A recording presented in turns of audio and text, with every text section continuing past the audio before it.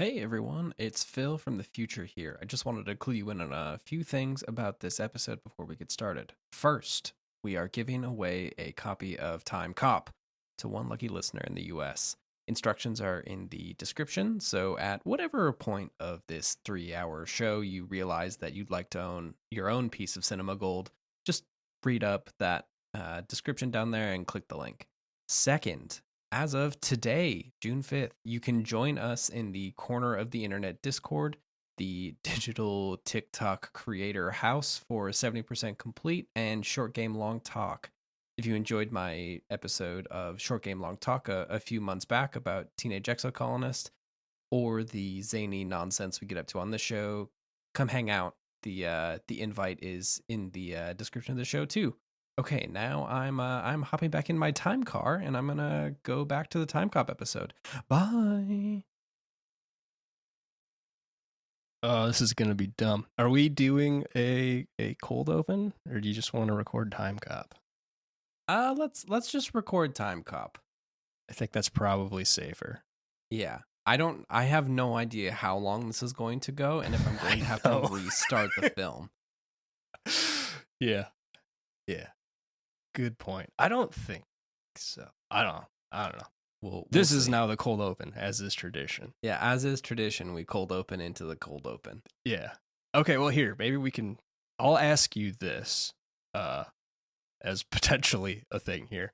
So I just typed notes as I was watching into OneNote here, which really just consists of me like creating various text boxes for each scene, giving the scene a location and a time if possible, and then hammering down some bullet points underneath it. Okay. So I have that, just kind of going down. You've seen OneNote, just all kind of aligned the way I do things in OneNote. Yeah. And then off to the top right corner, there's a box all by itself that just says Sam Raimi in it, and I don't know why. Can you help me? Anyway, we're podcast. Go Gadget Podcast.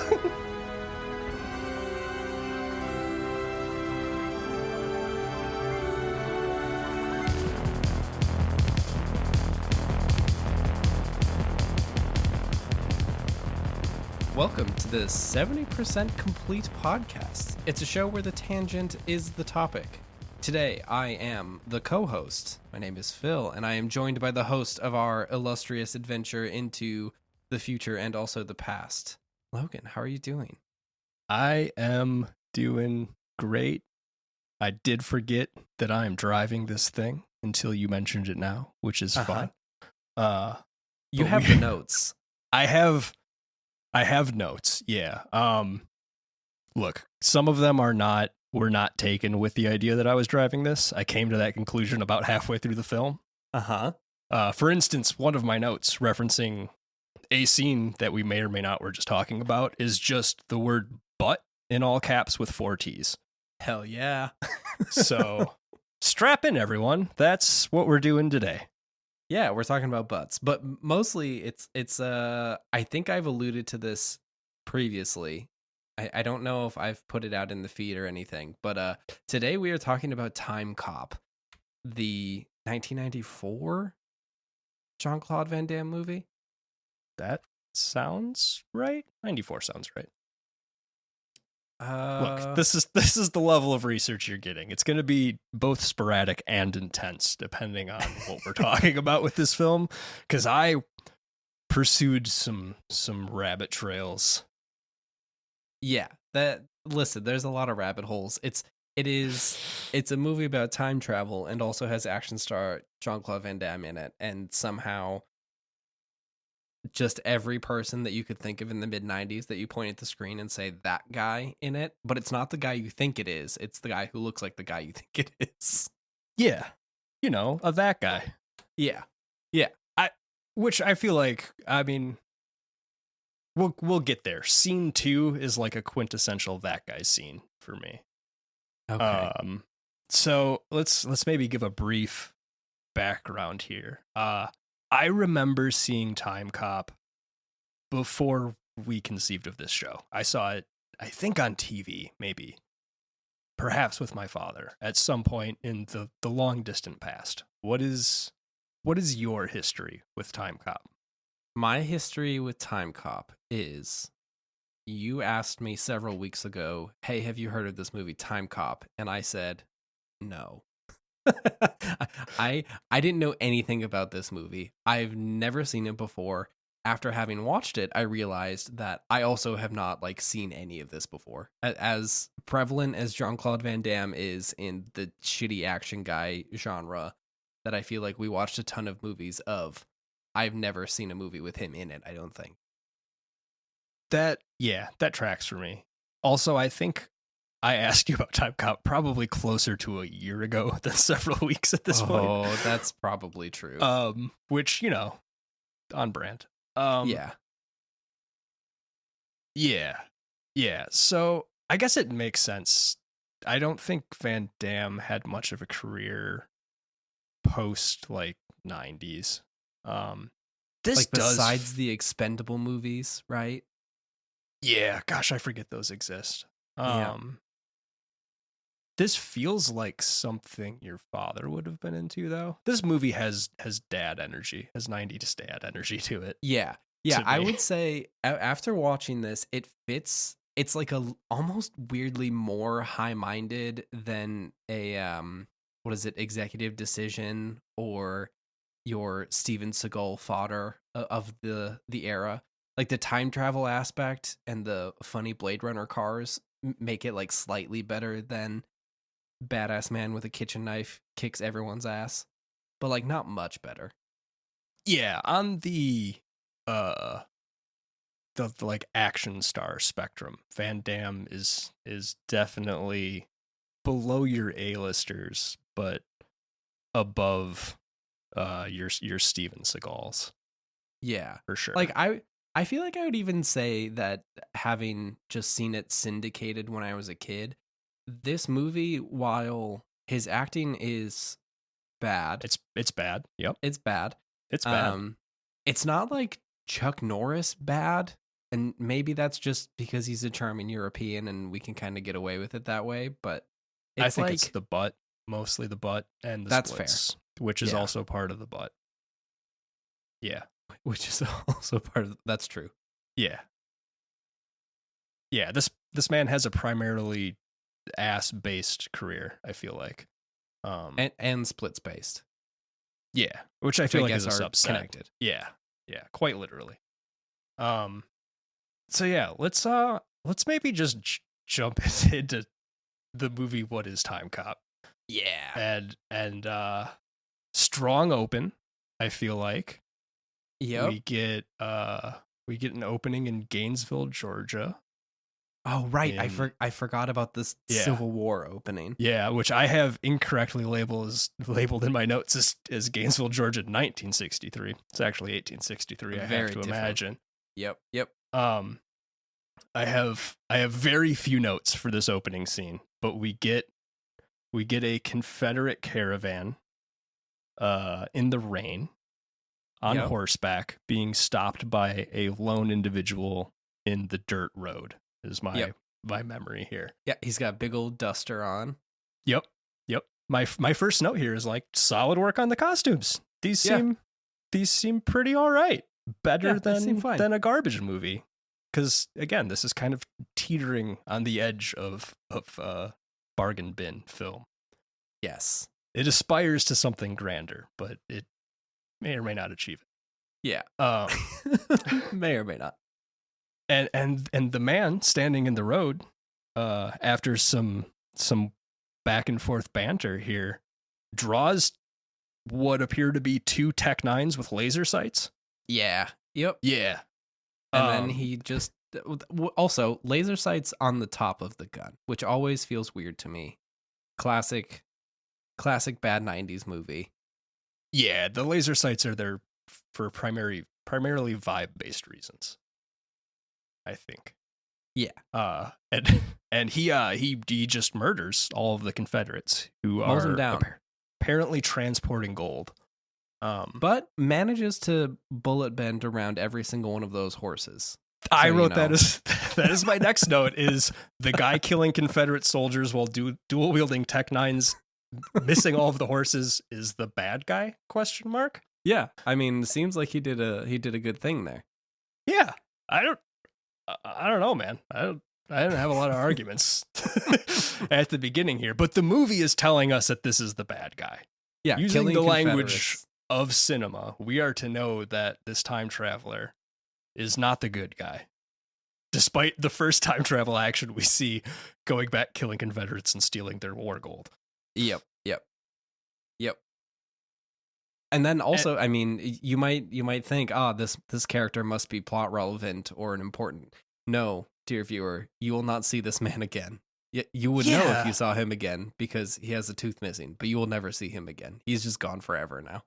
Yeah, I think they, if I rewatch this more closely than I did, I feel like they are implying that this is a third faction of time travel, which we don't engage with in the film proper after this scene.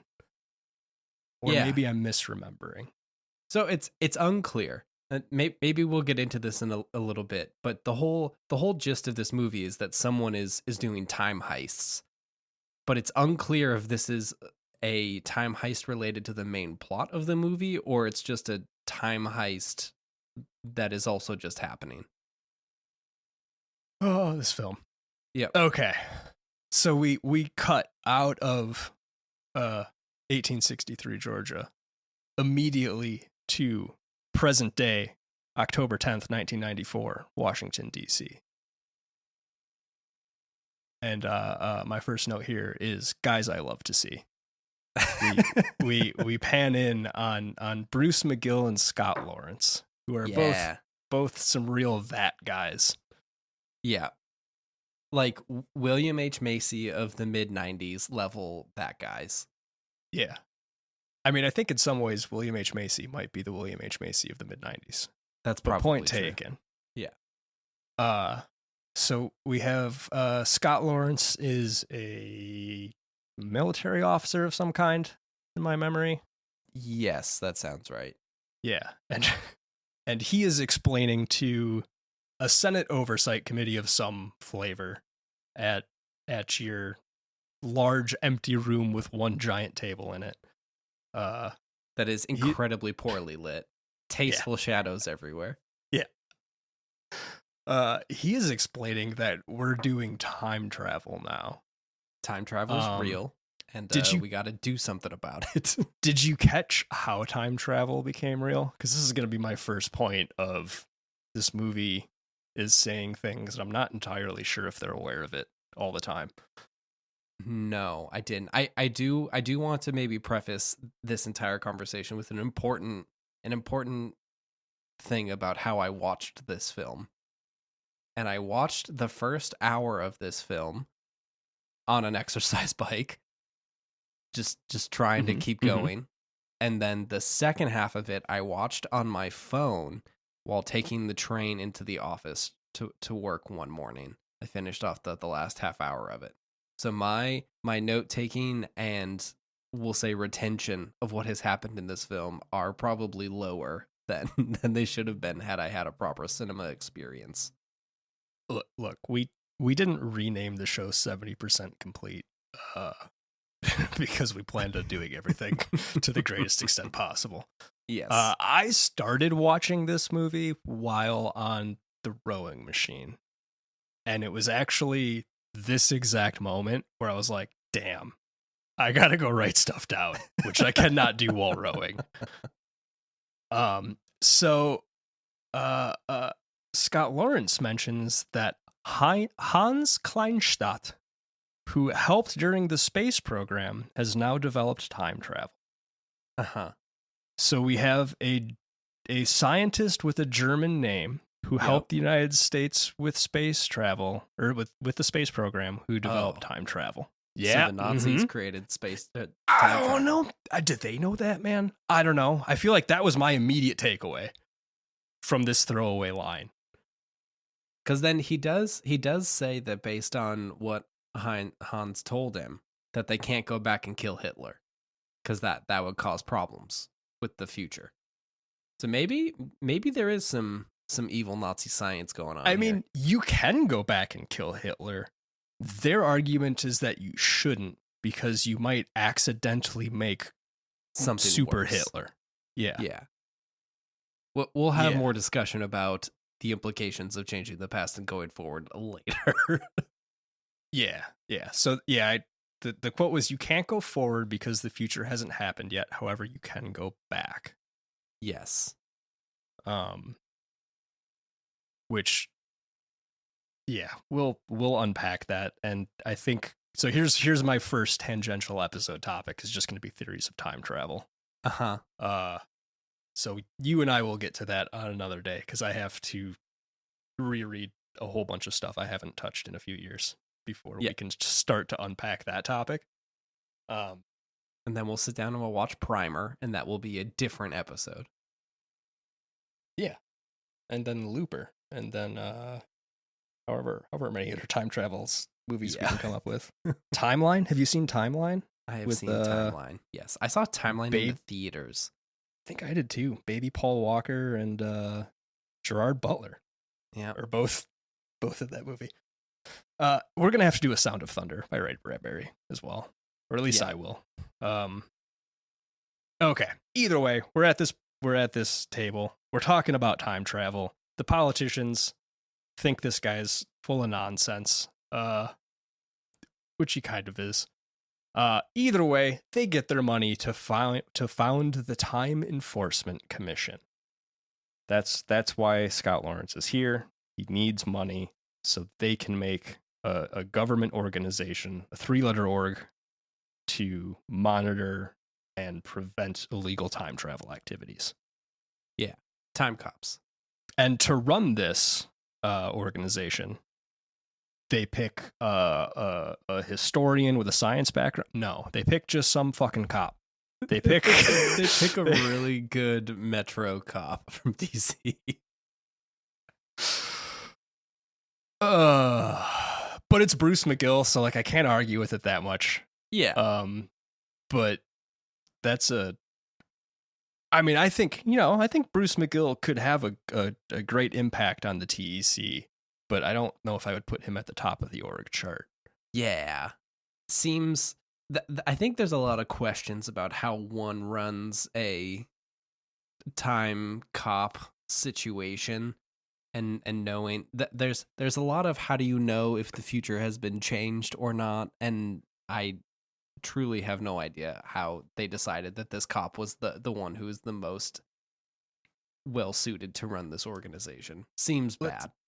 If we're being fair, the movie itself loses the thread on whether or not the future has been changed a number of times throughout this film, which does make deciphering it a little more difficult than it needs to be. Yes. And this is where we get a tie back to the previous scene about the Confederate gold. And we learn that someone has traveled back in time to kill these Confederates and steal their gold so they can come back to modern day and buy weapons with the stolen Confederate gold for their conflict in the Middle East. Oh, right. Yes. Yeah, which seems like the dumbest and most roundabout way to get weapons in your modern day, especially if you already have a time machine. Yeah, you could have just got the guns. And okay, so here I have a note which I should have written down the quote for, but we meet Senator McComb at this point, Ron Silva, who I think kind of dominates this movie in a lot of ways. Yeah. The movie lives and dies on Ron's acting chops and Van Damme's butt. Those are the two things, the two pillars that hold up the Time Cop. And I have here, it seems like they made a dick joke at the end of this scene. And I got some weird homoerotic tension at the end here, which maybe happens or maybe is just in my head due to things that transpire in a bit here that we'll get to. I'll grab the quote here. Doesn't was he have right- like an eyebrow raise at the end of this scene? He might.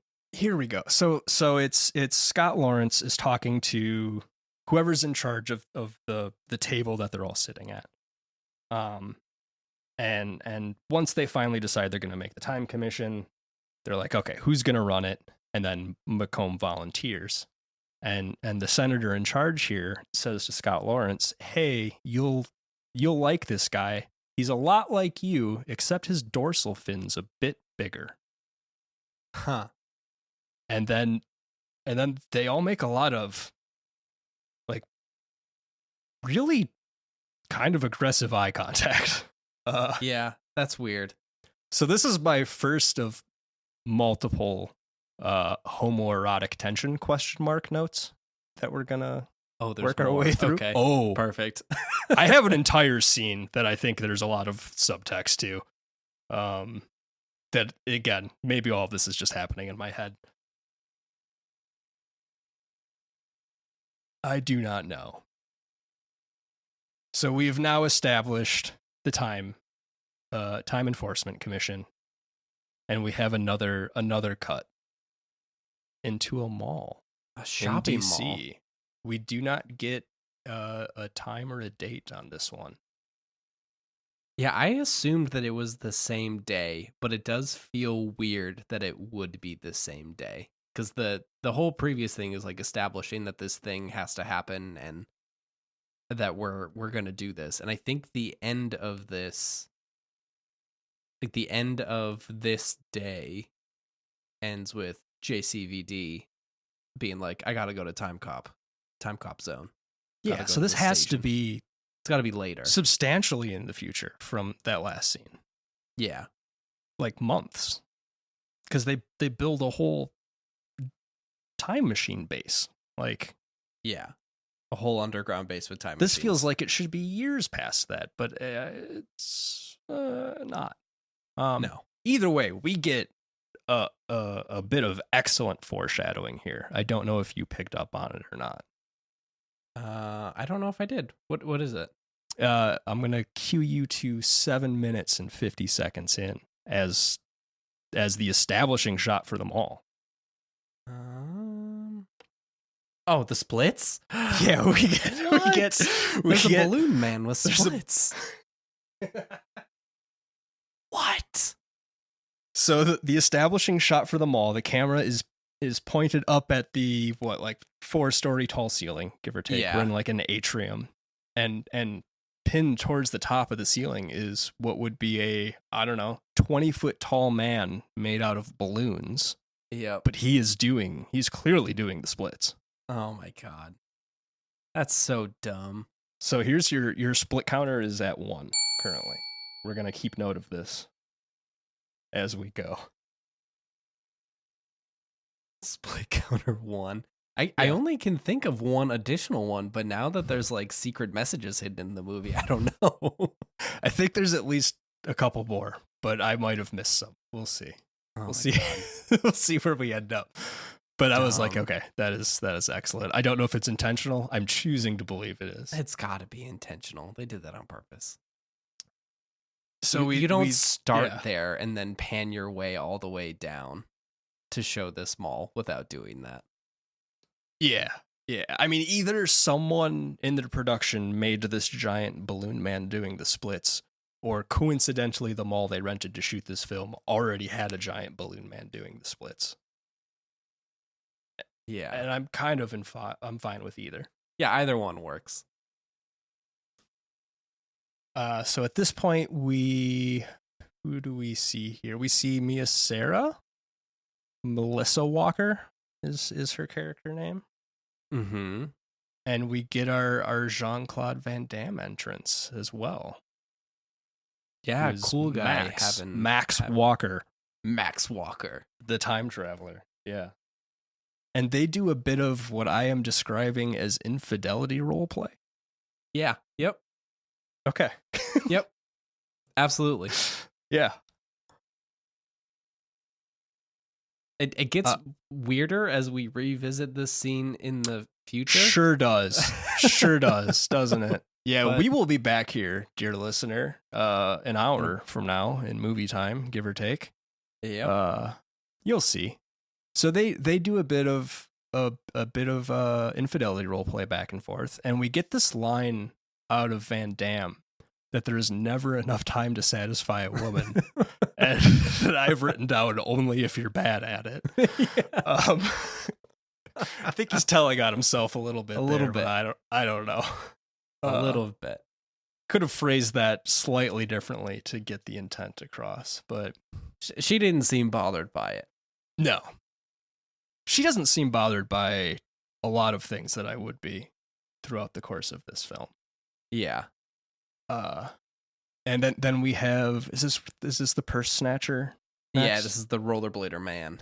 Yeah. This very 90s looking man on rollerblades who apparently Jean-Claude Van Damme can just visually clock people with criminal intent from across the room and out of a crowd. He's a cop.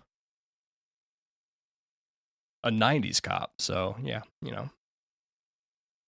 And our 90s rollerblader in all of his overly patterned glory with this costume choice, snatches a purse from an old woman and starts to skedaddle out on his rollerblades. And we have Jean-Claude Van Damme stopping this to comedic effect, I would say. That's their intent. It was at this moment when I realized what this movie was.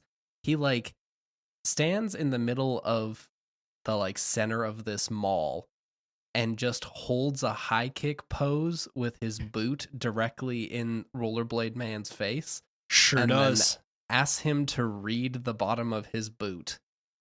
Mm-hmm. Mm-hmm. And it's then he hard to reads it stand as- like that. Yeah. He just holds it. And I was like, okay, like this dude is built and is here to do some nonsense. And then he had a funny line about he was a smart kid and he gave the purse back. Good job, kid. And then we immediately cut to the second floor landing of this atrium, and we get some real goon looking motherfuckers These and a guys, music stab. They have the absolute biggest the two bullies from Power Rangers vibes of all time. Yeah, okay. Like Okay, I couldn't place it. And whatever his name was. Mm-hmm. Mm-hmm. I couldn't But place it, but yeah, that's it. They don't do the comedy beats. No. These two guys very specifically do other things. But yeah, that is their visual vibe. Yeah, For they have sure. like funny leather clad future guy look, but real big bulk and skull energy. They also have like 90s punk, not like punk aesthetic, but like punk derogatory from your mom descriptor. Yes. Yeah. And all of them have one earring. There are so many villains in this movie who only have one earring. Interesting. I don't know if we're supposed to If that's like be reading subtext. into that in a 90s way or not. I'm just going to choose not. And then Van Damme walks back to who we now know is his wife, and I think she mentions that his English language skills are poor. Yes, she does. Yes. Yeah, the other thing that's not addressed here at all is it is clear he has a European accent. He is very much not of American descent. And like they're also talking about how he is probably not from America at all. And then he is in the police force, and then he joins the most top secret time investigating police organization, and that's just fine. We're not going to talk about it because he can do the splits, I guess. Yeah, he can do kicks. Have you seen his kicks? Yeah, he does high He's kicks. so good That's at true. kicks. Hey, I will give them a little bit of credit because that's more that they address that concept than anyone ever does with Arnold Schwarzenegger. And that's even true. more ridiculous than Van Damme. Yeah. Van Damme at least just looks like a normal, jacked, attractive dude. He's not, like 9'2" and A beast. Yeah. yeah. I mean, he is absolutely shredded in this movie. Yes. But he's still only like 5'10" or something, probably. Like he's That's not wild. a mountain of a human hulking through this mall. Yeah, my man looks good. He looks good. Yeah. Then they walk away, and they then walk go away. home. They chat about joining, about whether or not he's going to join the TEC. She asks if it's dangerous, which I think is a stupid thing to ask someone who does cop things for a job. Yeah. And then we cut to an old Victorian house, which is in some state of disrepair. I have noted. Yeah, The paint it doesn't is look not great. ideal. It's Yeah. not falling apart, but it's not super well kept either. Yeah. And then my next note is in all caps, and it just says immediate fucking. Yep. And then I have all of the skin. Uh-huh. And then I have here's the all caps but with 4 T's. Yep. I think my only like mental note at this point is that we went from having a grand old time to the sex scene in a 90s movie within 10 minutes of the opening, which I think has to be a production note that like you got to get in there real quick. And there's not a textual reason that we need these people to be naked immediately. No. This is purely for the titillation. Yep. We had the foreplay in the mall, and now we're getting the whole deal here. Do you think that it's because like the next part is them having the classic conversation of, oh no, I have to go to work. She's like, no, please stay. I have news. And he's like, no, tell me afterwards. I gotta go.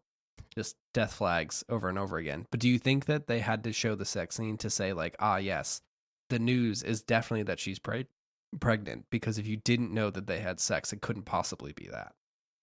I mean, she was pregnant before they had sex this time, at least.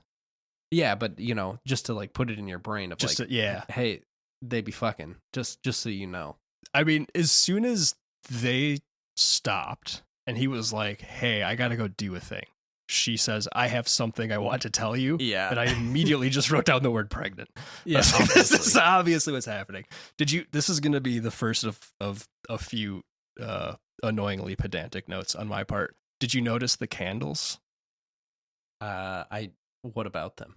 So there are candles during the sex scene, which we cut to. And then we get a post-coital cut to later that day. Yep. Which we can tell because it is now nighttime out, and it was not nighttime when they got to the house. Yep. And the candles have not burned an inch in between. Oh, maybe they replaced them, And then, marked all of them down exactly. Yeah, exactly. Roughly, yeah. We get the cop married to the job trope here immediately. Classic. Yep. Mm-hmm. Mm-hmm. We did miss the thing that I am going to be calling out during this video. Ooh. The most replayed scenes on the YouTube for the free movie here. Oh, is it the sex part? No, I assume it's not the sex part.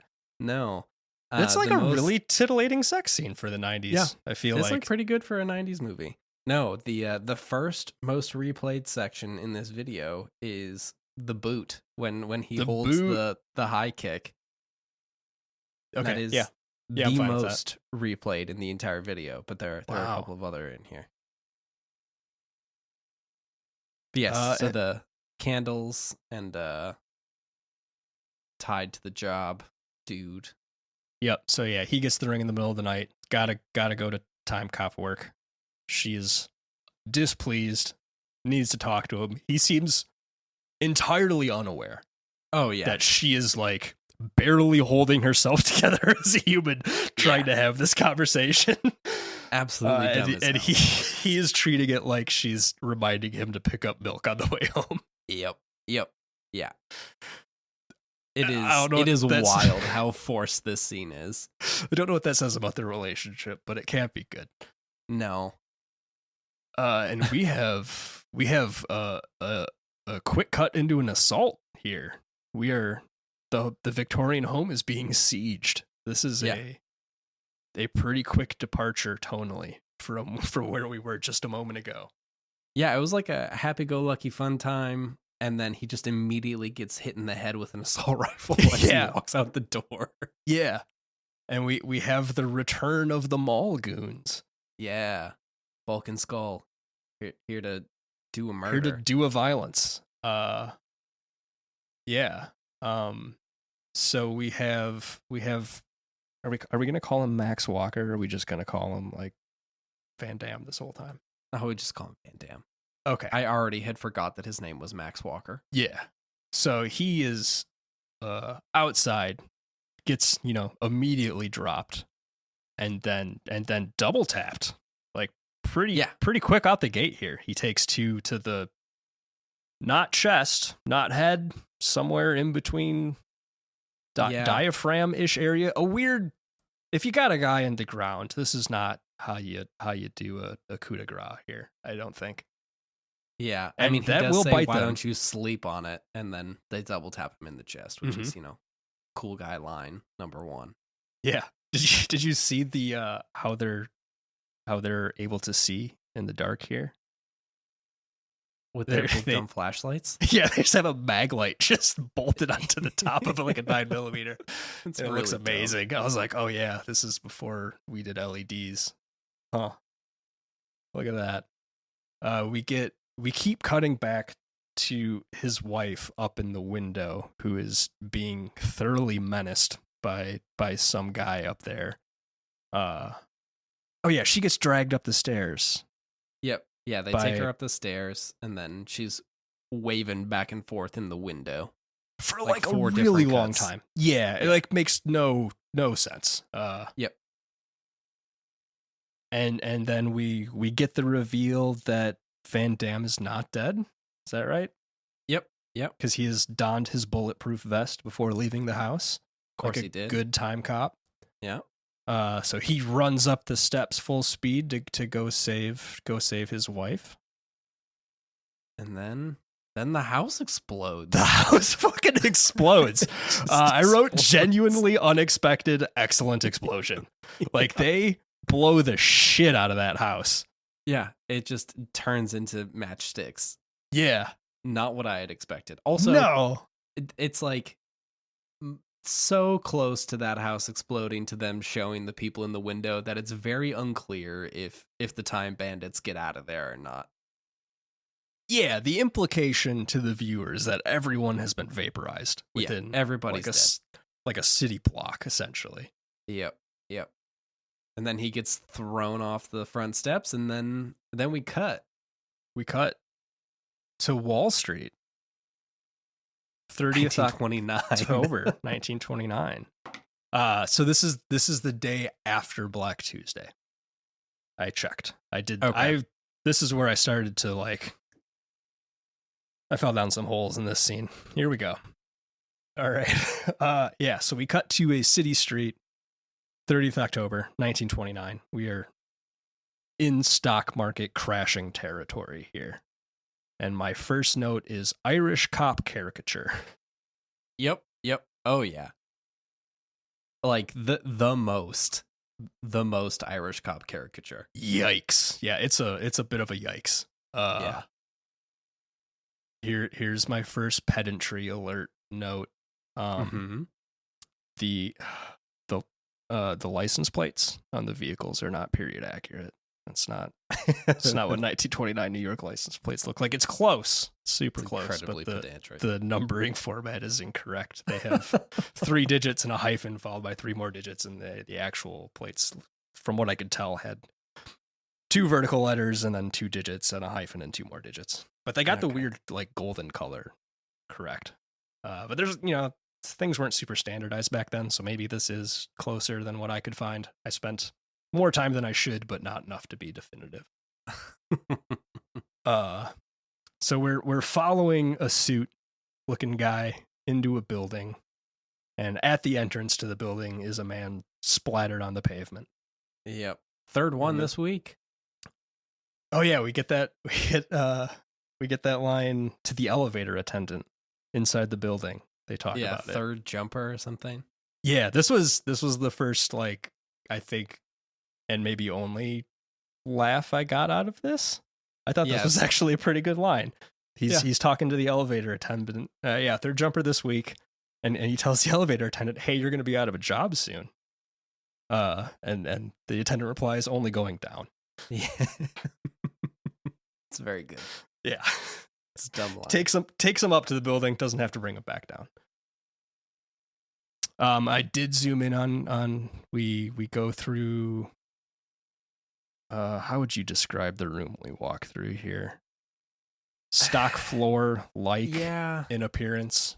It's like clearly a brokerage firm, like very Art Deco and nice, but everyone is panicking.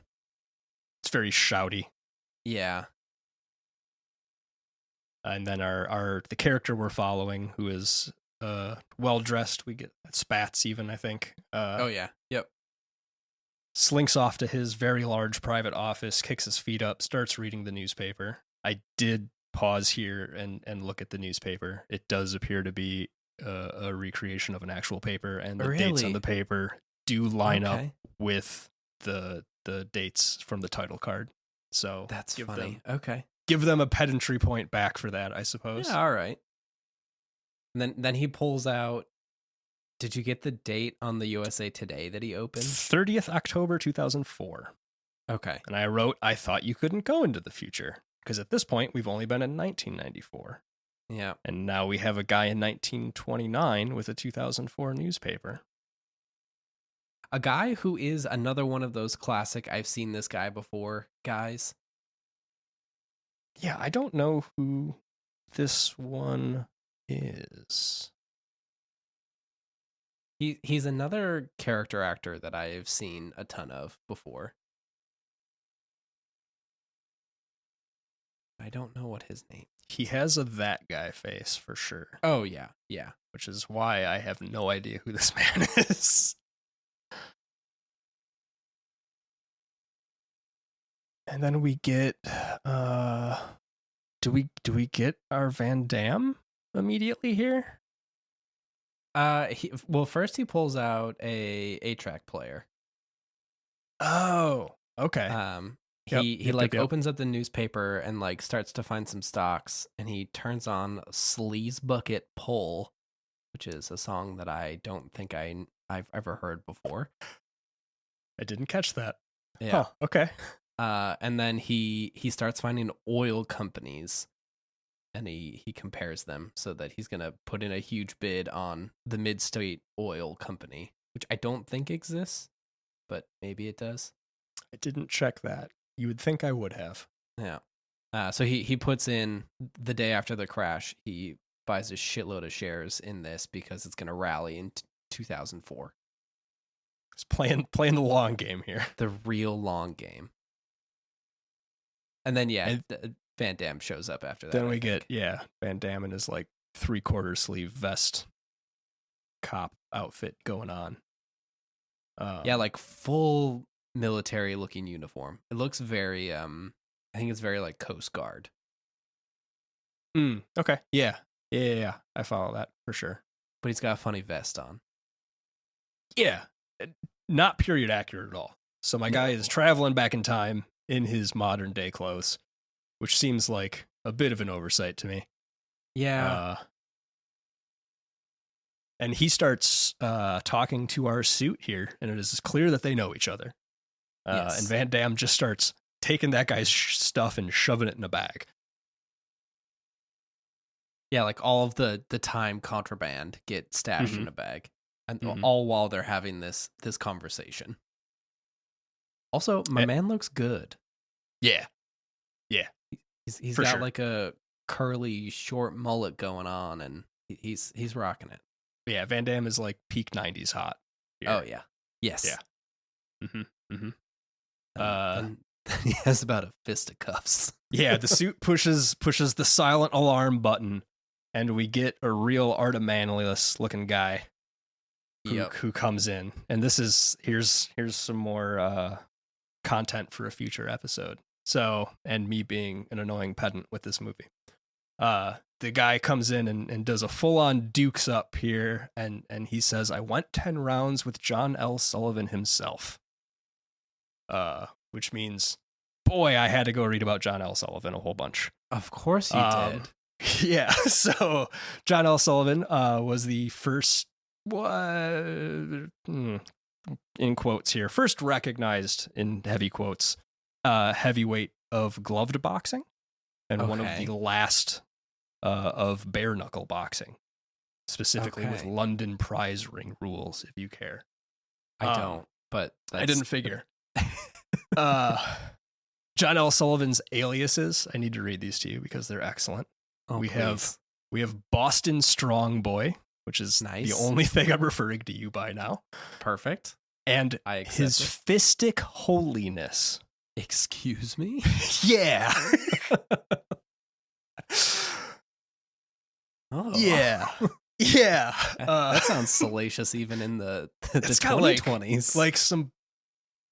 Yeah, it's like halfway between porn and Warhammer 40K. Yeah. Yeah. Mm-hmm. Oh, his fistic holiness. Yeah. Okay, so John L. Sullivan stopped boxing in 1905.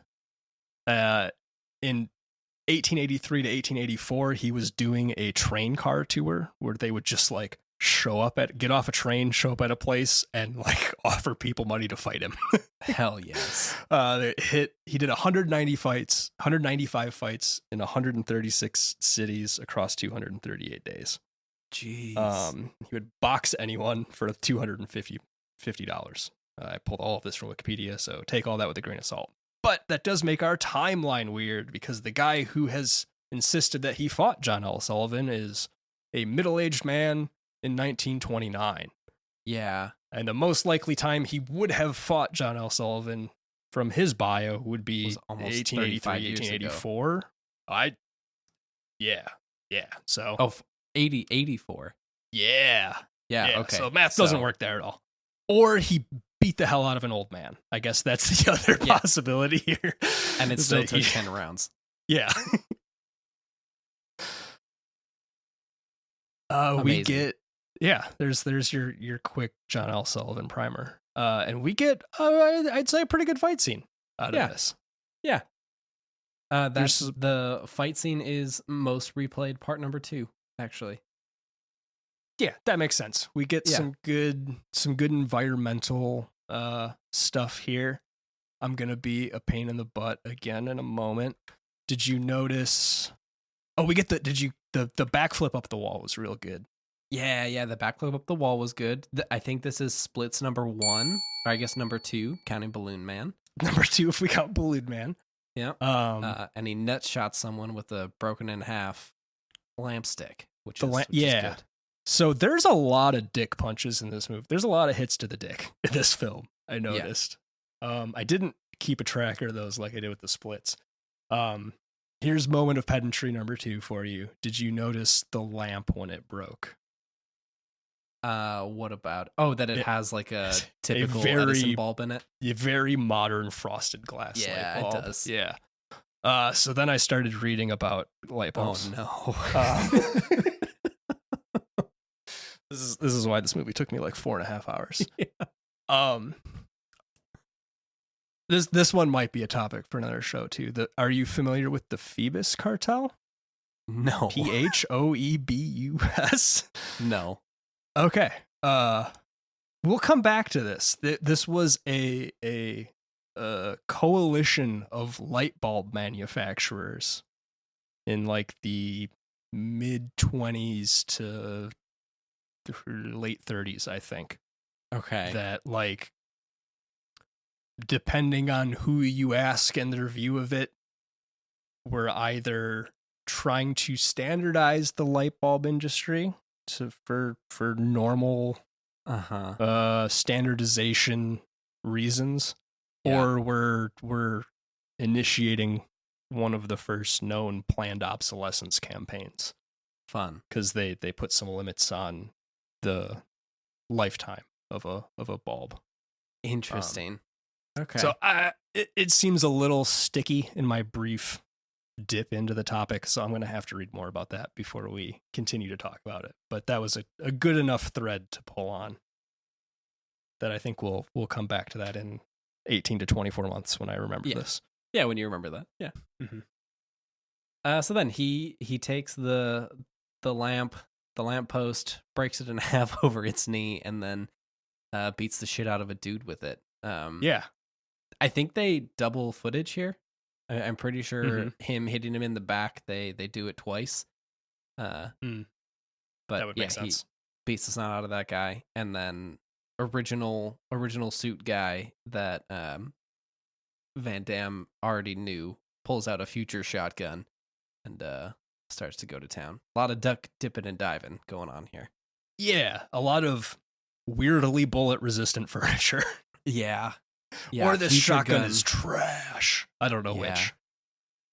Yeah, future gun cannot go through hardwood furniture, I guess. No, even the back of like just an upholstered chair is far too much. So yeah, Van Damme dives, dips, and dodges around until our suit is out of ammunition. And then we get some plot, and we learn the suit is this where we learn he is his ex-partner? Yeah, I don't think we find out here. That might be the next scene. Yeah. Either this way. is where we find out all about Macomb, the skeevy looking junior senator from 1994. He's doing all these time heists to get money for his political campaign for president. And dude is afraid that if he goes back to testify, they won't just kill him, like he did time crime, so he dies anyways. But if he testifies, they will make his entire family disappear, including his cat. My mother, my wife, my kids, my fucking cat. Yep. And then he just jumps out the window. He just jumps out the window. Just takes a header out the window. Yeah. His like whole thing is that like, kill me here, because at least if I die in the past, then just I leave die me doing here. A mission. Is what he says. Just leave me here. I'll be cool about it. He doesn't say kill me here. He says leave me here. Oh, I won't mess up the timeline too much. More than do any more time crimes. Yeah. And Van Damme's like, nah, I'm a Boy Scout. I'm gonna bring you in. And then he jumps out the window. And JCVD immediately, without hesitation, follows that man out the window. Yep. Yeah, and then here's my silly pedant thing. As we start to unveil how this time technology like kind of operates, the thing that I'm really confused about is how they get back, because he pushes a button on his vest, which is like a returner deal, and is the assumption that they just come back, because neither one of them are bloodied or damaged at all when they return. So is the idea that their entire momentum is arrested and that they just like land back on their feet? The return journey is a real problem with their theory of time travel here, just from a mechanistic standpoint. We get a peek at how it works later in the movie. And it's dumb. So I'll save some of that for then. But at this point, we don't know. We just see them cut back. Yeah. And then I guess like the next part is kind of a follow-up of this, but then they take dude in front of the tribunal, which I guess is just hanging out. Like they just have the time crime tribunal just chilling, I guess. Yeah. Tentative grasp of due process here at best. Yeah. Like, hey, this man, he was doing time crime. And they're like, oh, seems like you did time crime. Do you have anything to say about that? Nope. No. All right. Well, guess we're gonna murder you. Yeah. So they're like, oh, we're execution immediately. No further stuff. And then they just send him back in time to 1929 when he was falling out of the window, and then he falls out of the window, and then he crashes into a car, and that the Irish caricature says, "Oh shoot." Excellent way to kill that dude. It's good that that's they put how him that back works. in midair. Amazing. But like again, the mechanics of how this works. Oh yeah, that part doesn't work at all. that doesn't make any damn sense. And it'll make less sense when we get a peek at it. All right, let's take a quick pause, and then we'll be right back.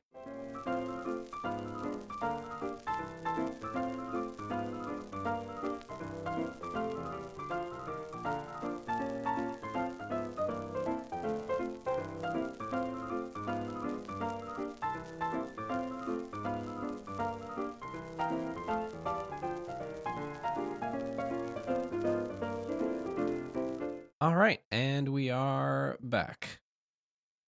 And we're falling from a skyscraper again as punishment for time crime. Just like our time crime, man. We cut away briefly and come back to the situation like nothing had happened. And that dude is pavement goo. Oh, yeah. Yeah, he's just donezo. And then we cut to 2004. Back again. Yes. So we get the title here at Washington, D.C., TEC headquarters, 2004. So now we know that we have moved 10 years into the future relative to our opening scene. Yes. Yep. And we are in the TEC headquarters. And I have written down that this is a great looking future headquarter building. This is a good time base. It looks nice. It's your classic underground brutalist cave bunker thing, but they do a good one of those. Could be a Law and Order set, but what if it was in a bunker? Yeah. Yeah, we got a lot of concrete and exposed pipes and whatnot. And there are a lot of people working at TEC. There sure is, for top secret government work. Yeah, that's what I wrote down. There's no way this many people know about secret time travel. This is not a secret anymore. If there are this many people collecting a paycheck about it. Yeah. And I guess that is kind of the whole deal. The rest of this scene is you get the briefing room scene where Chief, what's his name, Manzukis or something, Bruce McGill. Yeah, Bruce McGill. Yep. He's holding court, and what was it? There's Camp David in 1979, and then someone's trying to buy up all the real estate in Beverly Hills. They're just doling out these assignments to just all your rank and file dudes. Some good, and some I guess good background people are work. just doing time stuff. People are doing time crime and time cop. I've written down that all of the suits here look better than actual 2005 suits ever looked. Yeah, they do. Because they, fit people still. Because it's actually the 90s. Yeah. And we get Return of Macomb, our evil senator. Yeah, I guess maybe we didn't mention this, but dude said that he was he was stealing it for the presidential campaign of dude who's now slightly graying, has a bigger beard, and does not seem to be very well loved by the time cops. There's a dartboard with his face on it. No one likes Rod here. Rod Silva's just catching strays. I guess they're not strays because he's a real problematic dickhead. Yes. But they don't necessarily know that yet.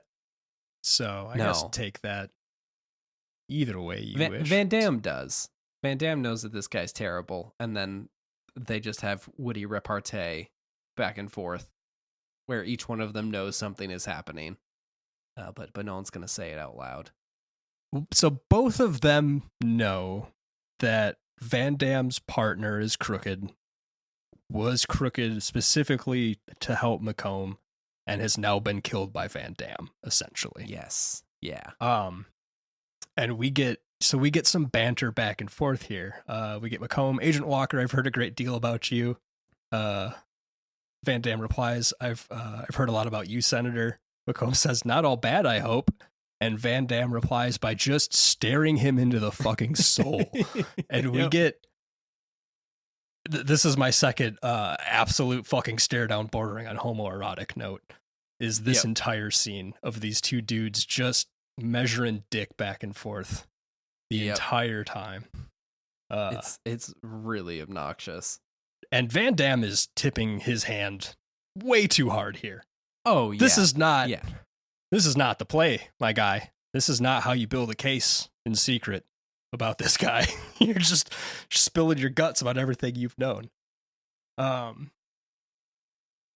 And so this is just Bruce McGill walking the senator and a couple other suits through the headquarters, kind of explaining the operation. They make it to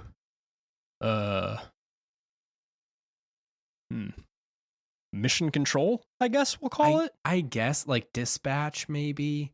Yeah, something. We get to a room in the headquarters, and we get this line out of Bruce McGill, which will become relevant later. We've updated our entire operation to Parker data link systems, utilizing their superconducting chip. Senator McComb was Parker's partner and sold out just before they got the patent for the chip. Bet that cost you a few billion, he says to the senator. Foreshadowing. Some more foreshadowing. This is where we find out one of the rules of Timecop, where the same matter cannot occupy the same space at the same time. Which is an interesting rule. Like, I feel like that is, I guess, if you're going to have a Timecop rule, that's the one to put in there. But I do love how that is kind of the only Timecop rule that they explain throughout this entire movie. Feels like I don't know if they'd explain it either. They state it. They don't explain it, and I don't think it necessarily makes a lot of sense because we can really quibble about the same matter. Or even the same time portion about that. But if we just take it at face value, I think this is fine. It's fine. Yeah. So we get some back and forth here where it becomes clear that McComb is attempting to defund the TEC. And it's like specifically because he wants to continue doing time crime and would like to shut down the time cops. Yeah. I mean, he doesn't say that's why, but that's obviously why. We know that. Yeah. Dramatic irony. Yes. Yeah. My next note, I must have missed some bits here because my next note is just, I love these weird ass cars. Yeah. No, you didn't miss anything. That was the next bit. They're like really bad Blade Runner cars, but they're like hilarious. I think they're excellent. I think they're within the confines of the movie. I think they are excellent. Yeah. It's just really funny to see it driving down a street in DC in just like broad daylight and other normal cars being around, but the time cops have their own special time cars. Yeah, is that this is the senator's car. So is this just government if you're just vehicles for this now? Rich asshole? Do you get one of these? Unclear how we got these cars. Not sure if this is a result of time travel, maybe, or or the Parker data link stuff. Yeah, not entirely sure. Either way, we get some goofy and I think well done B-movie future car. Yeah. It's good. It's dumb and silly, but good. I appreciate it. Yeah, we find out this is McComb's car. They start talking about his presidential campaign, and boy, do I have some notes here. Yeah, I figured this. There's this scene, and then there's one more that is like quickly to follow this that I feel like is fodder for what is going on in this world. Yeah, and I think these were the moment. I remember watching this with Catherine, and I think these were the moments when I was like, oh, I gotta make Phil watch this dumb movie. Yeah. Okay, so this is, I think, who we are supposed to assume is the person leading his campaign. Some staffer. Yeah. And he says the numbers in the suburbs are encouraging, but they're killing you in the urban centers. On the other hand, there's a poll showing you gaining with the pro-life, pro-death penalty coalition. And with the Close Our Border America for Americans anti-immigration faction. Yeah. Yep. We get a little bit more back and forth between Macomb and the staffer here.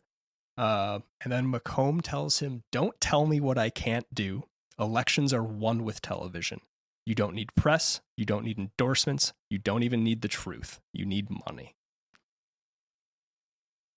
Quite prescient for 1994. Yeah.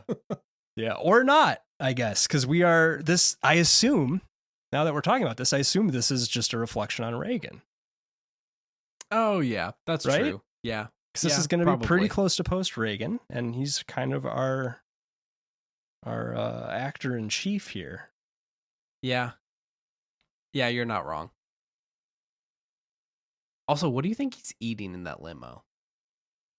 Oh, I don't know. I didn't. Every time he's in the limo, he's got a crystal dish that I feel like every grandmother has, and is eating something out of it. Oh, But for the life of me, I can't tell what it is. It could be Reese's Pieces. It could be. M&M's isn't gonna. I mean, maybe it's M&M's. Maybe they won't make that same mistake twice. Yeah, yeah. They passed on ET, but they are here for Timecop. But it's not good enough to actually. Maybe it's just peanuts. I think it looks like peanuts, but I feel like we can headcanon that into something way more entertaining than peanuts. Yeah. So we cut out of the car, back into TEC headquarters of Van Damme just staring at a picture of Ron Silver. Just staring at him. Yeah. Just mugging him. Yeah. His smiling face. And then we get Bruce McGill walking in. He's out of focus some distance away from Van Damme. And Bruce McGill says, "He sure is a handsome devil, isn't he?" And Van Damme replies that he isn't my type. Which, again, I think there's a heavy undercurrent here throughout this entire film of these two dudes trying to top each other throughout the entire movie. Oh, yeah. Yeah. And I think this is where Van Damme starts to lay out to his boss, like, "Hey, I think the guy in charge of this whole thing is crooked as hell." Yeah, and then like they basically unraveled the notion that Van Damme can't trust anyone in the entire group because he doesn't know who's on the take, possibly including Vince McGill. Yeah. Yeah, so they go back and forth for a while here. And I think they do an okay job of exposition between these two characters. For as heavy-handed as this movie is in a lot of other ways, I think they do an okay job of establishing that these two guys are kind of buds. Yeah. They have like a good workplace kind of relationship going. I mean, he invites him over to dinner with his wife again. So, there's something there. Yeah, I'd work for Bruce McGill. Yeah. Yeah, he tells him towards the end of this scene here, "I always believe you, Max, but you aren't always right." Which I thought was a good line. It's good. Good. We get Van Damme looking at a picture, a Polaroid of him and his wife here right before we cut away. Which is the Polaroid that was snapped in the mall in our opening scene. Yeah, the parrot guy who we it's a fucking awful picture. It is. You'd think he'd have a better one. Yeah. It also isn't worn at all. Like, the implication is that he's had this Polaroid on his person for the last 10 years, and it is pristine. Yeah, it looks real good. But then he gets in his car and he goes to his sad apartment, and we get some more of that future car UI in there, and it sure looks like a bad future car. We get future car UI. We get some fully set up home automation. Oh yeah, we have smart home happening. 90s envisioning of smart home. Yeah, and like a guidance, like a voice guidance in the car taking him home. And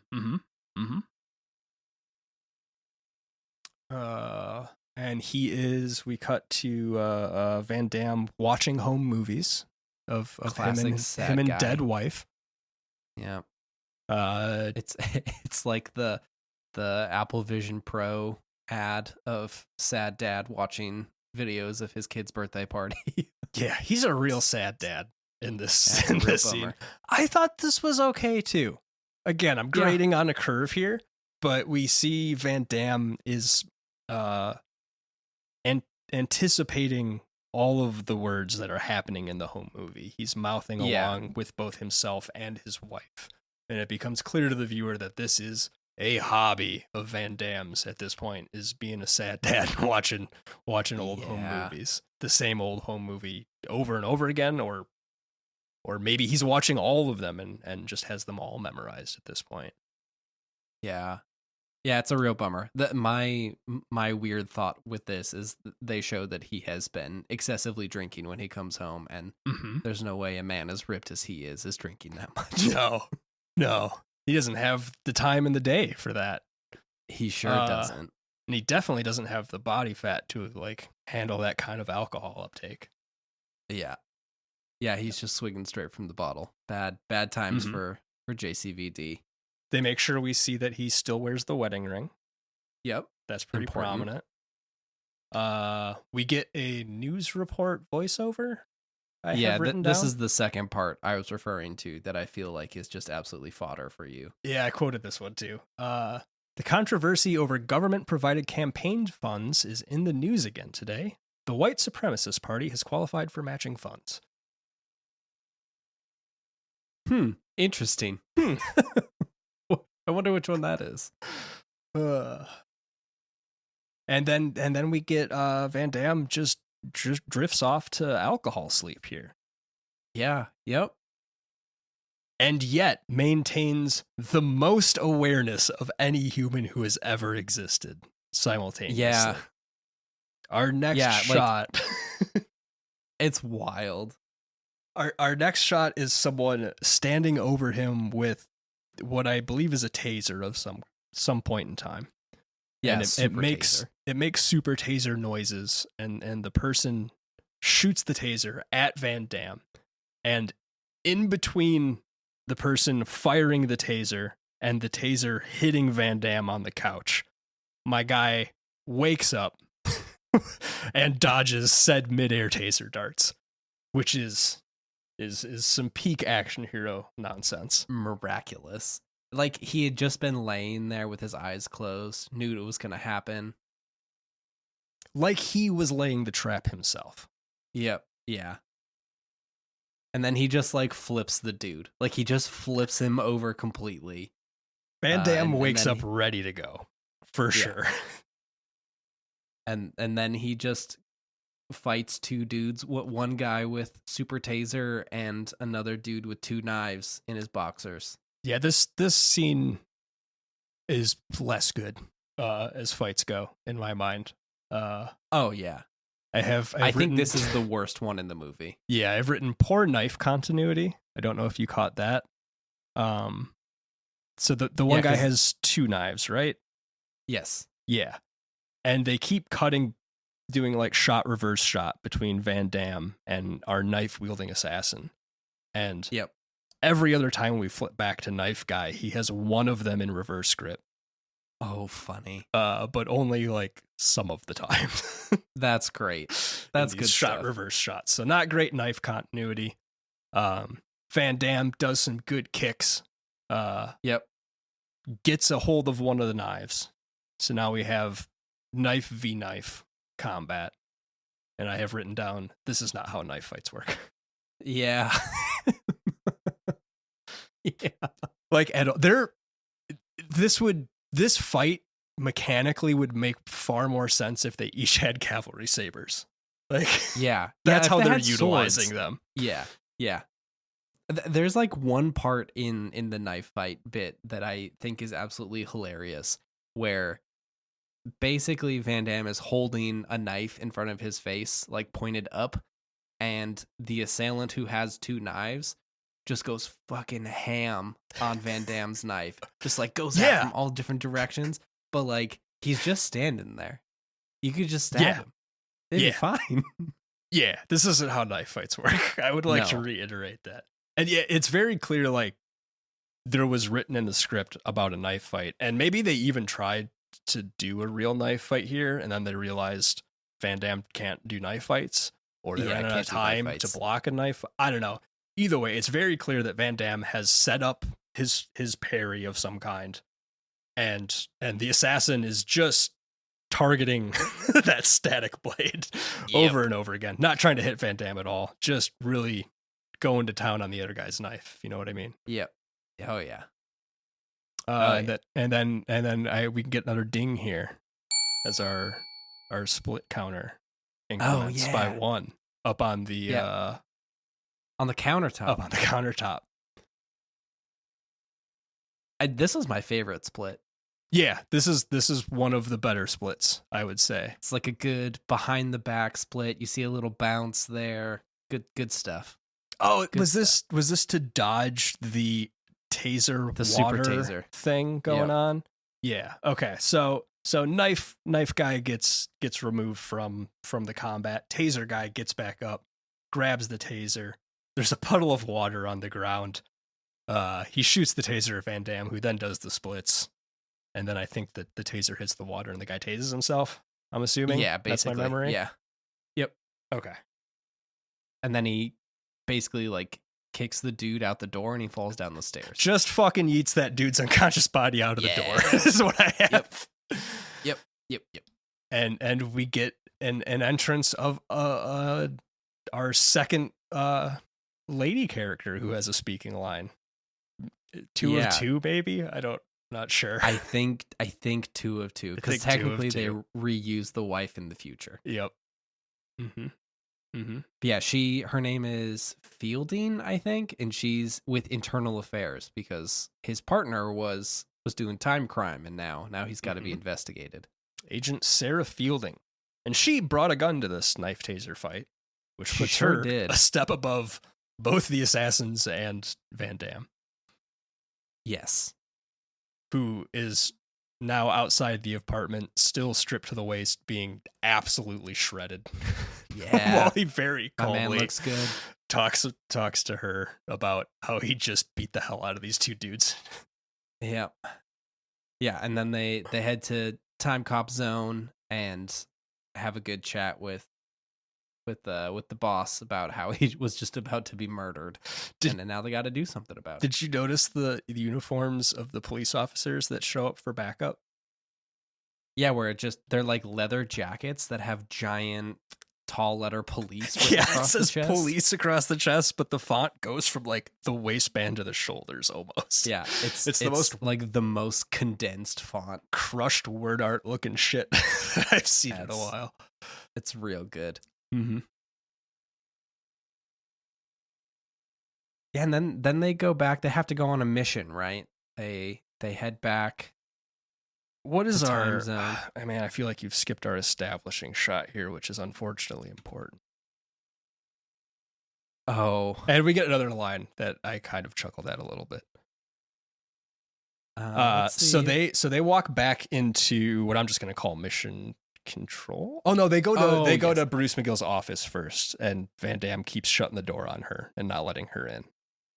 We get that back and forth with Bruce McGill. Fielding. And, he's mad that Van Damme is upset that Fielding's tagging along, and Bruce McGill basically tells him tough shit. That's how it's going to be because of the time crimes your partner was doing. Deal with it. Classic cop stuff. Then we go back to mission control, and we get an establishing shot of our IT guy with a VR headset on. I guess we don't get the establishing shot now that I'm scrolling back through it. We just cut. It's the most jarring cut of all time. It sure is. We cut to a fully satin sheet clad room with an incredibly naked woman writhing around. Yep. Yeah. Yep. And then slowly walks towards the camera. Reaches for the camera. Quite sexily. Yep. Full bedroom eyes in place here. And then we cut back to Bruce McGill ripping a VR headset off of the tech guy. Yes. Would it surprise you to learn that this is the second most replayed part of the YouTube video? This is way less titillating than the opening sex scene. Listen, 13-year-old kids just have their own way of doing things. Yeah, and Bruce McGill's line after stealing the VR headset and smacking the guy upside the head is, "Damn it, Ricky, I catch you fucking this machine again and I'll break your fucking neck." Yeah, and then and then Van Damme says, "I don't know, looks like safe sex to me." Fucking 10 out of 10 joke. Well done. My next note is Lady Cop is into fucking lady robots, ? And I don't know why I've written that down. I think he has like Metropolis style artwork. And says you should have an exhibit. Oh, okay. That makes sense. Are you familiar with that artwork at all? No. I just know that like it looks like Metropolis, and that's kind of all I got. So here's another quick tangent. And they're in the credits as, quote, "sexy robot illustrations," unquote, cool, which I think is neat. Sexy robot illustrations, courtesy of, I'm going to butcher this pronunciation a number of ways. Courtesy of Hajime Soriyama. Okay. Hajime is how they have this individual's name. And I looked into that a little bit, and that's not how you fucking spell that guy's name. Cool. It's Majime. This is an actual, like, art dude who did art things and was hired by Sony for some conceptual design work for the Sony Aibo, which was like this weird little robot dog thing that they made. Yeah. So he did the prototype design on the shell of that thing. Okay. So if you've seen like Silver Surfer with giant knockers in a pinup pose, it was probably drawn by this guy. By that guy. Yeah. Interesting. Okay. And they couldn't bother to spell his name right in the in the credits. Damn. Okay, and I think now we are moving into the portion of the movie where we finally start to see mechanically how time travel works. Yes. Yeah. Because they're getting indications that time crime is happening in Washington. Yes. How they detect time crime? Unknown. It is weird. They talk about ripples every once in a while, and I don't understand the seismic gauge of how you measure time crime to know that it is currently happening but has not happened yet. I don't that's not how any of this could work. Yeah.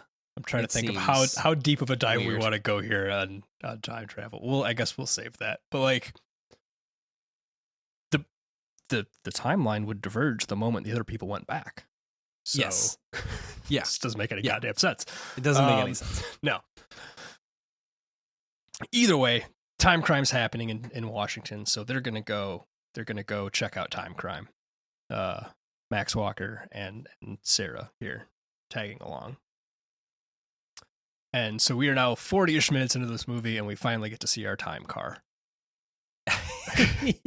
Yeah. The rocket sled car. Yeah, it is. It's a cool looking car. This is where we get the Vollmer twins gag back and forth. So they walk into the time room, and this thing, looks like the rocket sleds that the Mythbusters used to destroy various vehicles. Yes. In the past. It's got a booster engine on the back that's very Apollo mission looking. We've got some scientist engineers in something guys between in lab coats, like welding gear and hazmat suit, somewhere kind of in between those two.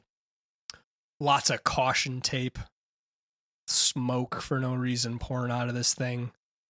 The door hinges up at the top, almost like a Gulf Wing door in a way. Yeah, it's a weird looking car. And it seems like it's magnet assisted. I don't know if you noticed this, but throughout when they're walking through the Timecop place, there's a lot of signage that says like magnet bays 120 to 220 around. So I think that there's just a lot of magnets going on in Timecop land. Yeah. So we do know this because of a line I pointed out earlier about the superconducting chip. Right. That's why we Yes. have all of this low temperature magnet stuff going on. Yep. Which I guess leads into where we are going. They go back in time in their time car. They go through the Stargate, I guess. I was gonna say, this room is very Stargate. This whole room is. It's So there's like super a Stargate.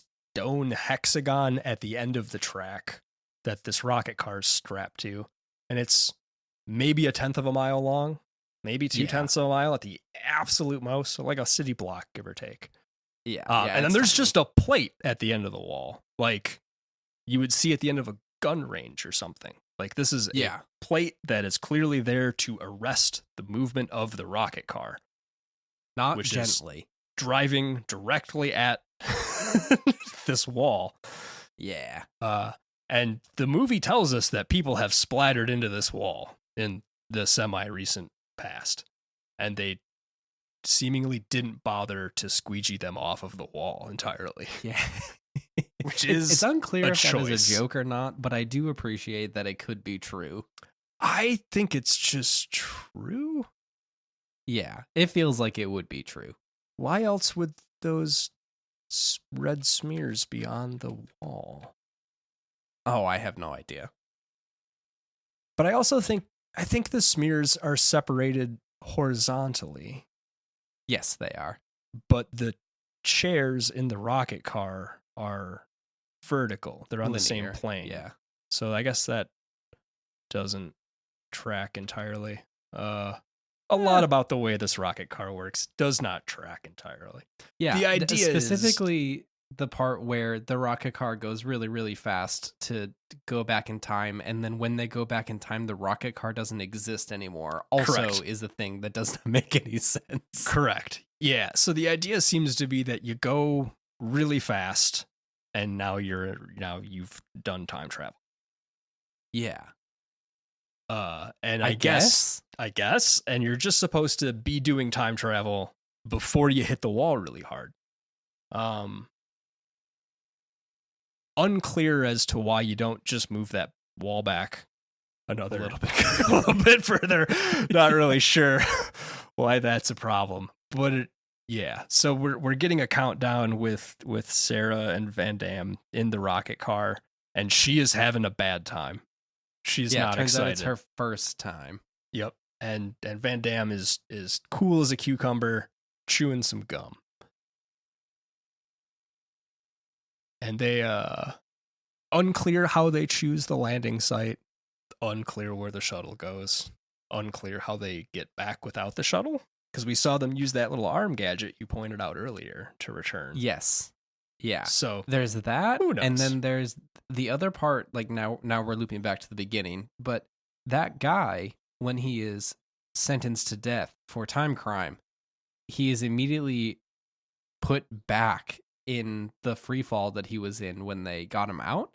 Mm-hmm. So did they have to strap him back into the car and then yes, that is the implication. That is the implication. That they put this condemned prisoner back in the time car. They're like, hey, bud, we're going to put you back, like, I don't know, enough stories up in the air to make this not end well for you. Just ridiculous. Which is also, how much money did they spend to kill that guy in the past? I feel like you could have just didn't have to send him back, right? Nope, sure didn't. I feel like it probably isn't cheap to, like, fire this thing up. I assume sure it feels like it would a change fair the amount of timeline if he went back and then died. Yeah, there's a lot we're gonna gloss over in the time travel Yeah. bit. We will touch back on the return journey in a bit here because we get some more information for it. Oh, But- right. Yes. So yes. they go back to go study this time, to go try to stop this time crime, and they end up October 9th, 1994. Which is the day the movie starts? The day right? before. The day before. So this is the day before we see Bruce McGill and Scott Lawrence secure funding for TEC with Senator McComb and that other guy. And we're supposed to assume that this is the day that the mall thing happens. And I think continuity wise, it has to be the same day. Yes, it does have to be the same day. But again, that's not how government funding works. It's not. But whatever. We'll hand wave that too. We're doing time travel. It's fine. Like I'll let it go. So yeah, they make it back October 9th, 1994. JCVD pulls out his Palm Pilot, which just somehow magically knows exactly what time and date it is. Yeah. I don't know if that thing's doing star charts or something, but his thick ass Palm Pilot knows exactly when they are. And again, just in TEC uniforms, no period no costumes, disguises or anything. Yeah, nothing. They then roll up on a real industrial park looking building. Yeah, it says Parker McComb data link on the side, right? Yep. So we're pre the moment in McComb's walkthrough of the TEC where he said that he got out of this business. Correct. He has not done that yet. Yep. So this is the divestiture that McComb was, or not McComb, that Bruce McGill was referencing, that cost McComb billions of dollars. Yeah.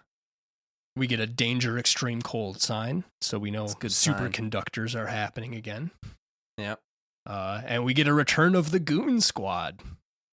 Yeah.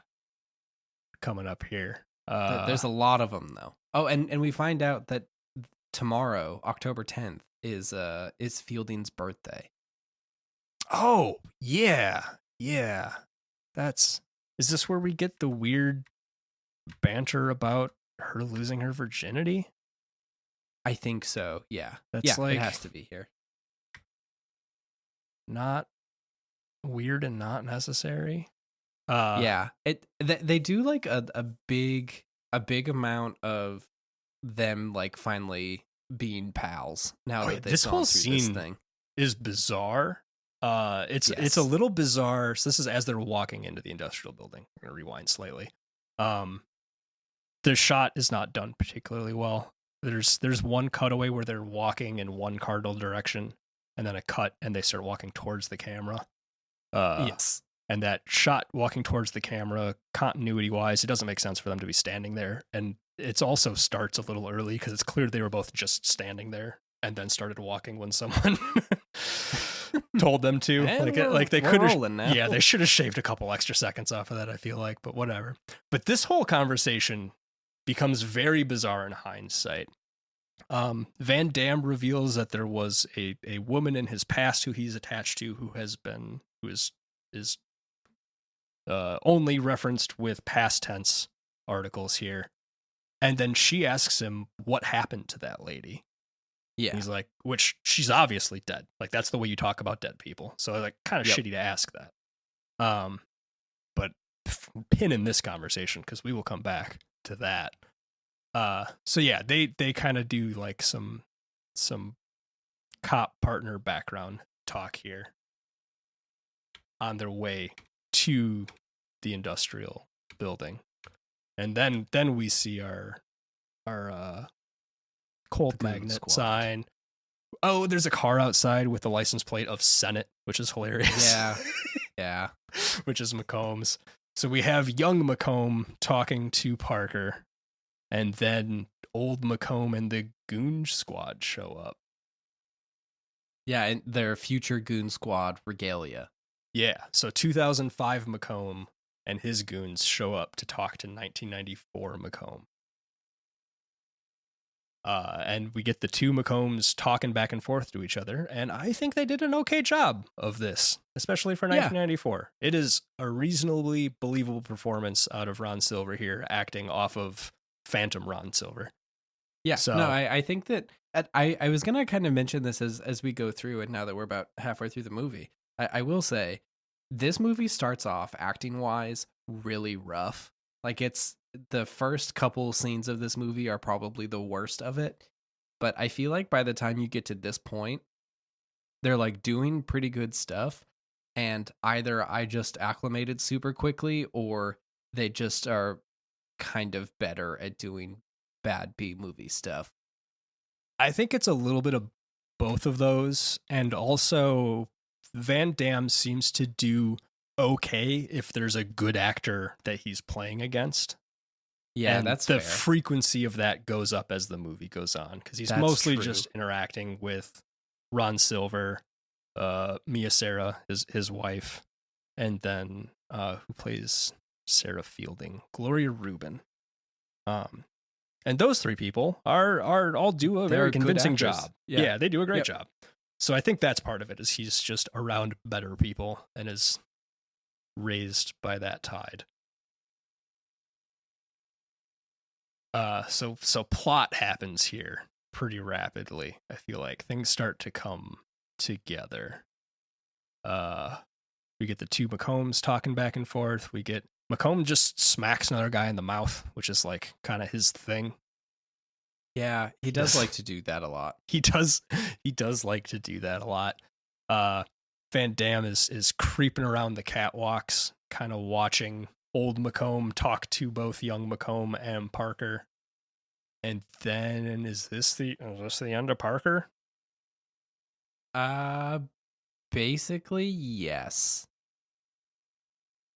It's wild how many people see both young Ron Silver and old Ron Silver standing next to each other. People who are involved in the time travel industry and are just utterly confused. And Yeah, they have no idea what's going on. By the concept of this guy who very clearly has the same fucking face as the guy he's standing next to. And they're constantly like, oh, is that your dad? Like, no. Come on.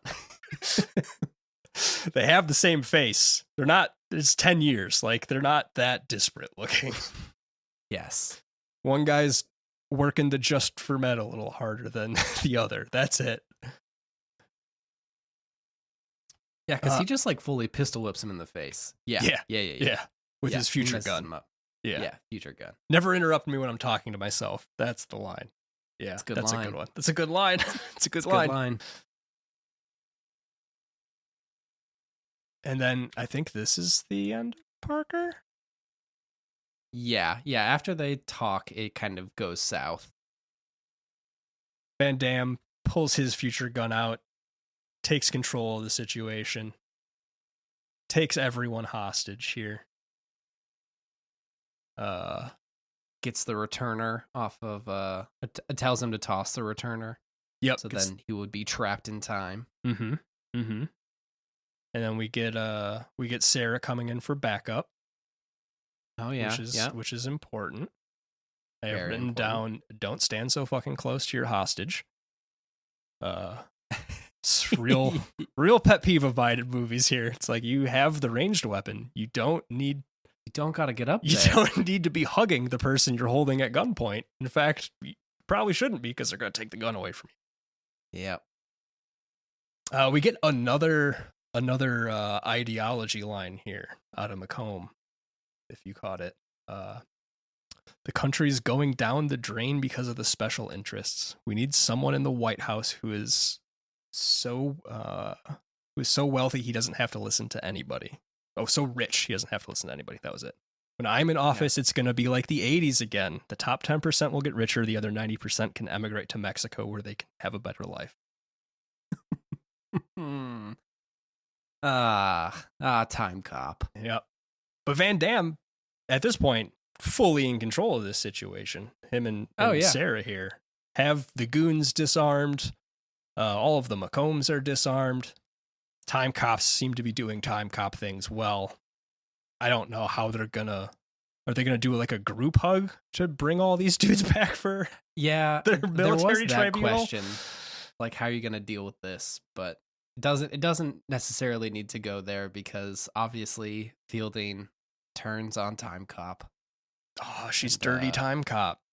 She's a dirty time cop too. Should have seen it coming. I didn't see this coming, by the way. No, I think I had no remembered idea. that. So, I Oh, and then Parker gets it.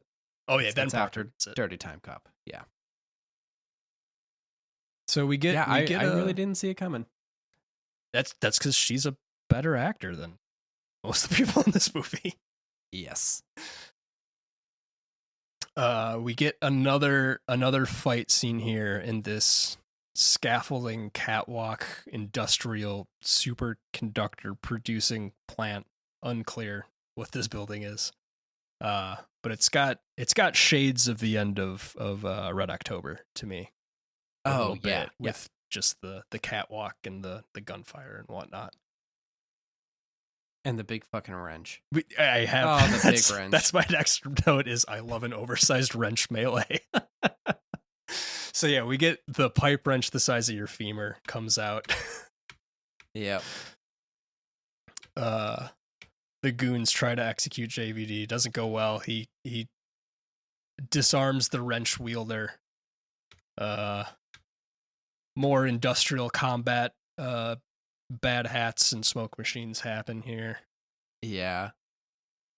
He takes the dude down by clamping his wrist inside of the wrench and then flipping him, which is real good. Just good. It's using your tools. We're getting some like Jackie Chan-esque moments here, and I wonder, kind of, yeah, with the use of environment out of Van Damme here. Not often, but once in a while. Yeah. Yeah. Van Damme kicks young Macomb in the face. Yep, and he scars him. Yeah, we get a scar that appears immediately on old Macomb, which is the only time they do that in this movie. The like Back to the Future photograph fading kind of mechanic. It's like it's a cool visual, but I kind of had expected there to be something else with it. Yeah, they don't. It doesn't overstay its welcome as a narrative device, I guess we'll say. Yeah. There are some red fucking barrels, some video game ass barrels in this building. He just stands in them. Yeah, he sure does. Too long. He sure does. Van Damme's hiding behind a forklift surrounded by exploding barrels that are very clearly exploding barrers. And like he does not run away. Like he hangs out around there and then they on continue fire to ignite. Yeah. Just stands there. He uses a forklift as cover and kind of wheels it out like the opening of GoldenEye. Yes. Yep. He sneaks up to the catwalk then, who is shooting where the guy was shooting at him. He does some stealth bits a little bit. We start fighting the guy on the catwalk. We get some super cool vapor that jets out at some point and freezes that guy's arm solid during the combat. We forgot the part where he kicks a pallet to get a piece of wood off of it instead of pulling the wood off so that he can put it on the gas pedal of a forklift that also has red barrels on it. Yeah. That is my like great memory of Jean-Claude Van Damme's movies going into this, was that he's a primarily kick-based he character. Really is. Yeah. His moveset is spec'd pretty hard in the kick direction. It's a lot of kicking, and because it's a lot of kicking, he uses it for things that ought not to be used for kicking. Yeah, but he's real good at it. He's good at kicks. I see why he leans into the kicks. Yes. Yeah, and then he's climbing cryo tanks and Assassin's Creed's a dude from above. Yep. And then it's basically just a showdown between him and Macomb, right? I mean, I feel like you're skipping an important part here, where that man's arm freezes solid, and then Van Damme kicks his arm off. He does kick his arm off. He kicks that guy's arm off. Yeah, and then he falls into the superconductor, and it's a pretty gnarly looking shot too. Like a chunk of his torso is gone too. And then we get a bad one-liner, because all Van Damme says is "Have a nice day" after kicking that man's arm off. But it was an intentional bad liner, because we get old Macomb talking to Van Damme here once we think all of the fighting is dumb. And Van Damme says something like, "I should have told him to freeze." Yeah, I should have said freeze. That was it, yeah. And then Sarah creeps out of the darkness here, and she's got some kicks on her as well. She's got some moves. Mm-hmm. And I didn't know where this one was going. And then it doesn't go well for her. No, it doesn't. And then he says something like, "I don't want to fight a woman," and then she lays a kick on him. Yeah, she lays some good kicks on him. He's like, "All right, I guess I will also do kicks now."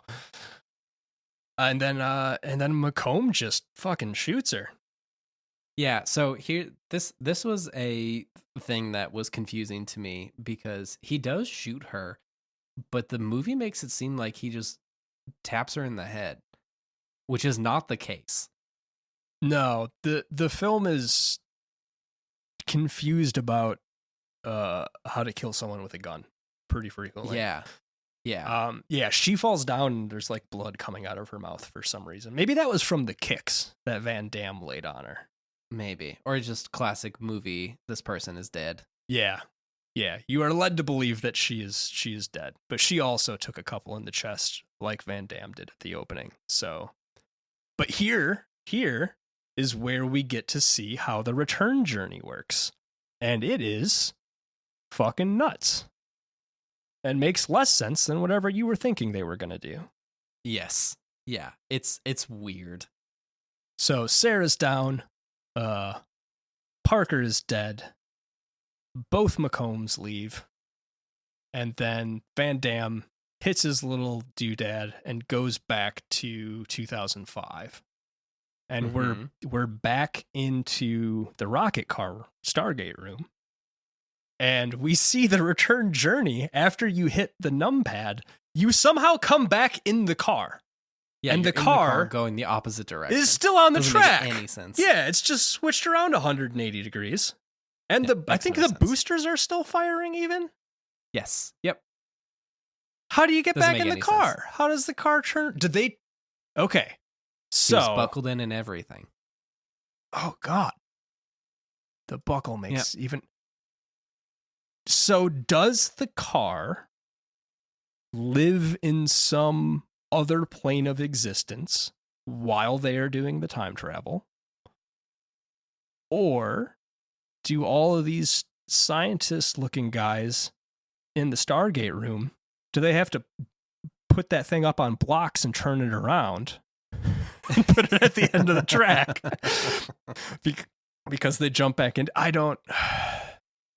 Yeah, it's weird. It like doesn't make any sense because then you add into this what they will end up revealing in like 10 minutes that the prototype version of this still exists because McComb also goes back in time, or he returns to the future. Yep. And it like is the prototype the same? Like is there another prototype sled that functions the same way? Yes, absolutely. That has to be the case.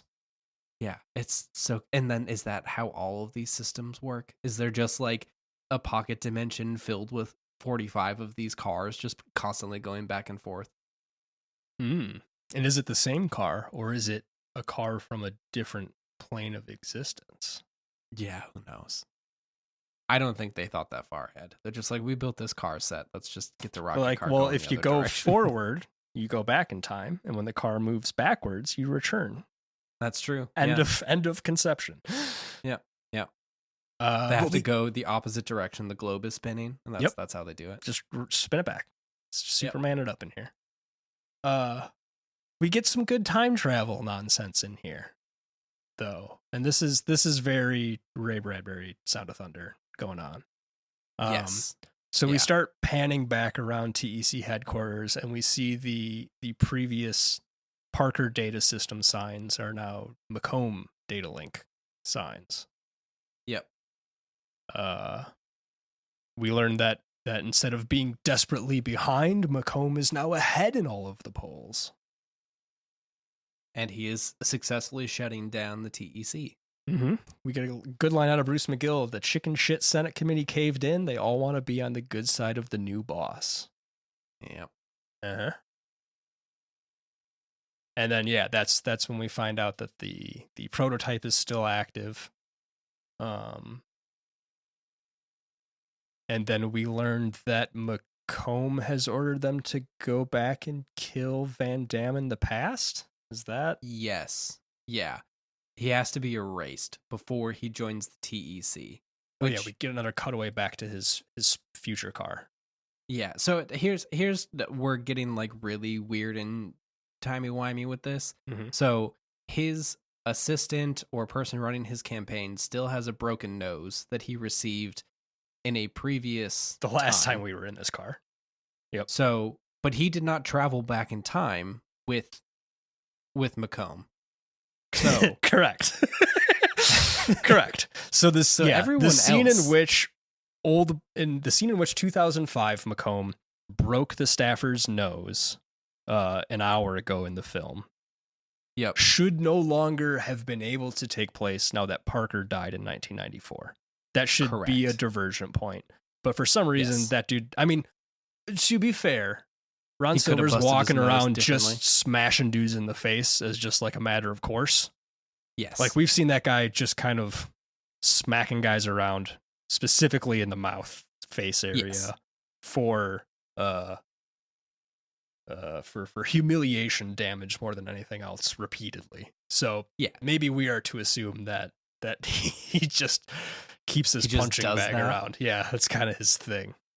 Yeah, that's fair. But also, it does the weird thing where the future has changed, and he is still the same person. That like what happened to the other Macomb that got away, because that the timeline has diverged now. Like that other I see what you're Macomb saying. that he Yeah. left in the past still exists. So where? So yeah. So 94 Macomb should be somewhere, and Macomb Yeah. Prime is here. So we don't know where. Where the other one is? Yeah. Yeah, 94 original Macomb is. Yeah, it's. I mean, it's I weird. guess we assume 2005 Macomb has probably killed 94 Macomb and taken Probably. his place. That seems to be his MO. Yeah, that would make sense, I guess. But yeah, more time things that this movie does not seem particularly concerned with sorting out. Not at all. No. Okay, what happens here? We get So they look up Fielding's name. So he goes back to 2005 and realizes everything's different. But to get back to 2005 requires the death of Bruce McGill. Oh yeah, when he goes back to 94, you mean? Is that not? Oh yeah, sorry. Yeah. Back to 94. So they find out that Fielding is maybe still alive in a hospital. And so in order to so I'm starting to lose the plot here, but basically they have to go back to the day he just left to get Fielding to, I guess, testify or something. Yeah, so that the future he visited is no longer the future anymore. Yes. Okay, I've got it. So Van Damme comes back to 2005. Everything has changed. He now convinces new Bruce McGill that Macomb is actually the bad guy. This is the second time Van Damme has had to convince Bruce McGill that Van Damme's the bad guy, because Bruce McGill has changed entirely because of the divergent timelines. And you can tell because he has a gray suit on instead of the navy one he was in when they left. Yes. That's the tell. That's how you know. But they're not supposed to be doing time travel anymore because current future Macomb has successfully shut down the TEC. Yes. So they're doing a renegade op, and to initiate that, they just start pushing the buttons, and some nameless guards just open fire on Bruce McGill, which is like a wild. That guy runs the building.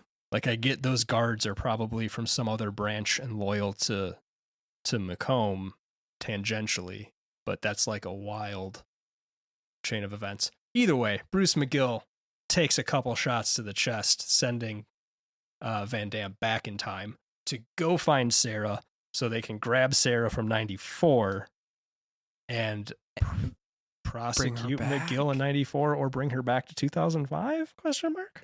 Yeah, it's very, very hard to figure out. We need her. You did skip over him in jail. Yes, you did skip over the part where Bruce McGill did hit the button to initiate time travel. And then that turned the booster on and torched the two guards. Sure does. That killed him. So, you know. Yeah. He got his vengeance. Those guys are very much on fire. Yeah. Oh, yeah. Yeah, so they go back. Think of back the day those two guards just had. You're just some army guard, some MP somewhere, and you just have to shoot this guy in his suit and that gets set on fire on a Thursday working at a 3-letter agency in DC. Like, that should be a chill job. It's not a very not a chill job for those dudes. So yeah, we are now back in 95. Walker is in the hospital where we assume Sarah has been taken. Yes. And a hospital with zero security protocols of any kind, essentially. And you do see the wife walk. I think that's the establishing shot, is that he gets out of a phone booth, and then you see the wife walk out of the medical center. Or Van past Damme's wife. Yeah. Yeah, Van Damme's wife. Leaving, I think. It's like right across the street or something. Yep. So she is alive. Yep. And she's wearing the same clothes from the beginning. Yes. And then Van Damme is doing Splinter Cell through the hospital and makes it to the blood lab. Yes. Yeah, so he finds her, and then he has to go find a blood sample for reasons that I do not remember. To prove anymore. that she exists. They're going to use her blood as like irrefutable proof that this woman did exist and is therefore a reliable witness against time-traveling Senator McComb. Yes. That makes sense. Does it? Does that make sense? I mean, listen. Yeah. It makes as much sense as the rest of it. Yeah. And while looking for said blood MacGuffin, he finds his wife's blood sample. Yeah. In the same refrigerator? Yep, same refrigerator. Grabs Sarah's blood, he finds that, goes back up to talk to her, and she dead. Mega dead. Someone put some stuff in the IV line, and then the nurse comes in and is like, "Did you do a murder?" We get he doesn't say no. Panning back and forth of just hulking Van Damme over this Jane Doe patient, and yeah, the nurse or doctor is just like looking at Van Damme, looks to this syringe stuck in the IV line, looks to the dead woman at the bed, back to Van Damme, back to the syringe, and then yells for security. Real good stuff. Mm-hmm. And then you see the goons from behind. The goons. We get a shot goons. of their punk boots. Yeah, they're funny. They're funny medieval armor punk boots. Yeah.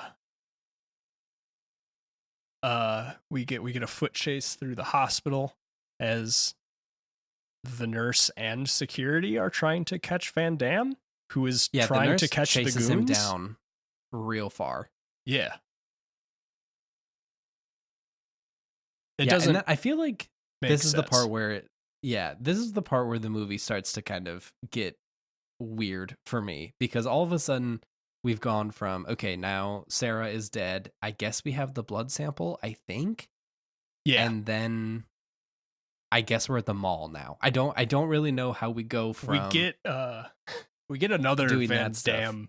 Van Damme's being pursued by police in the hospital who are functioning as security. Unclear why they're there. But either way, he goes into like just a hospital room, closes the door, and then sight unseen leaps out of what must be a 6th-story window, because all of the like rooms start with a 6. So he just jumps. No idea what is below this window. Yeah, he knows he's on the 6th floor. The window's frosted.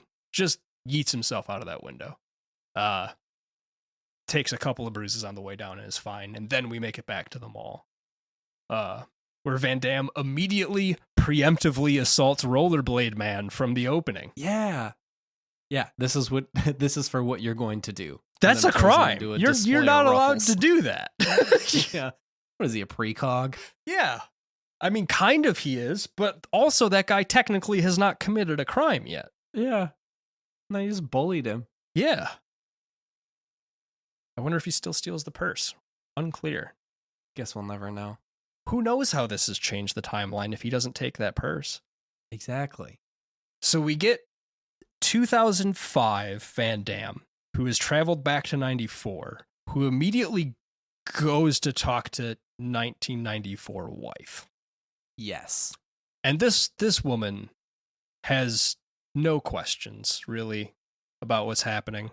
She's just rolling with it. There's a lot of non-communication that's happening here.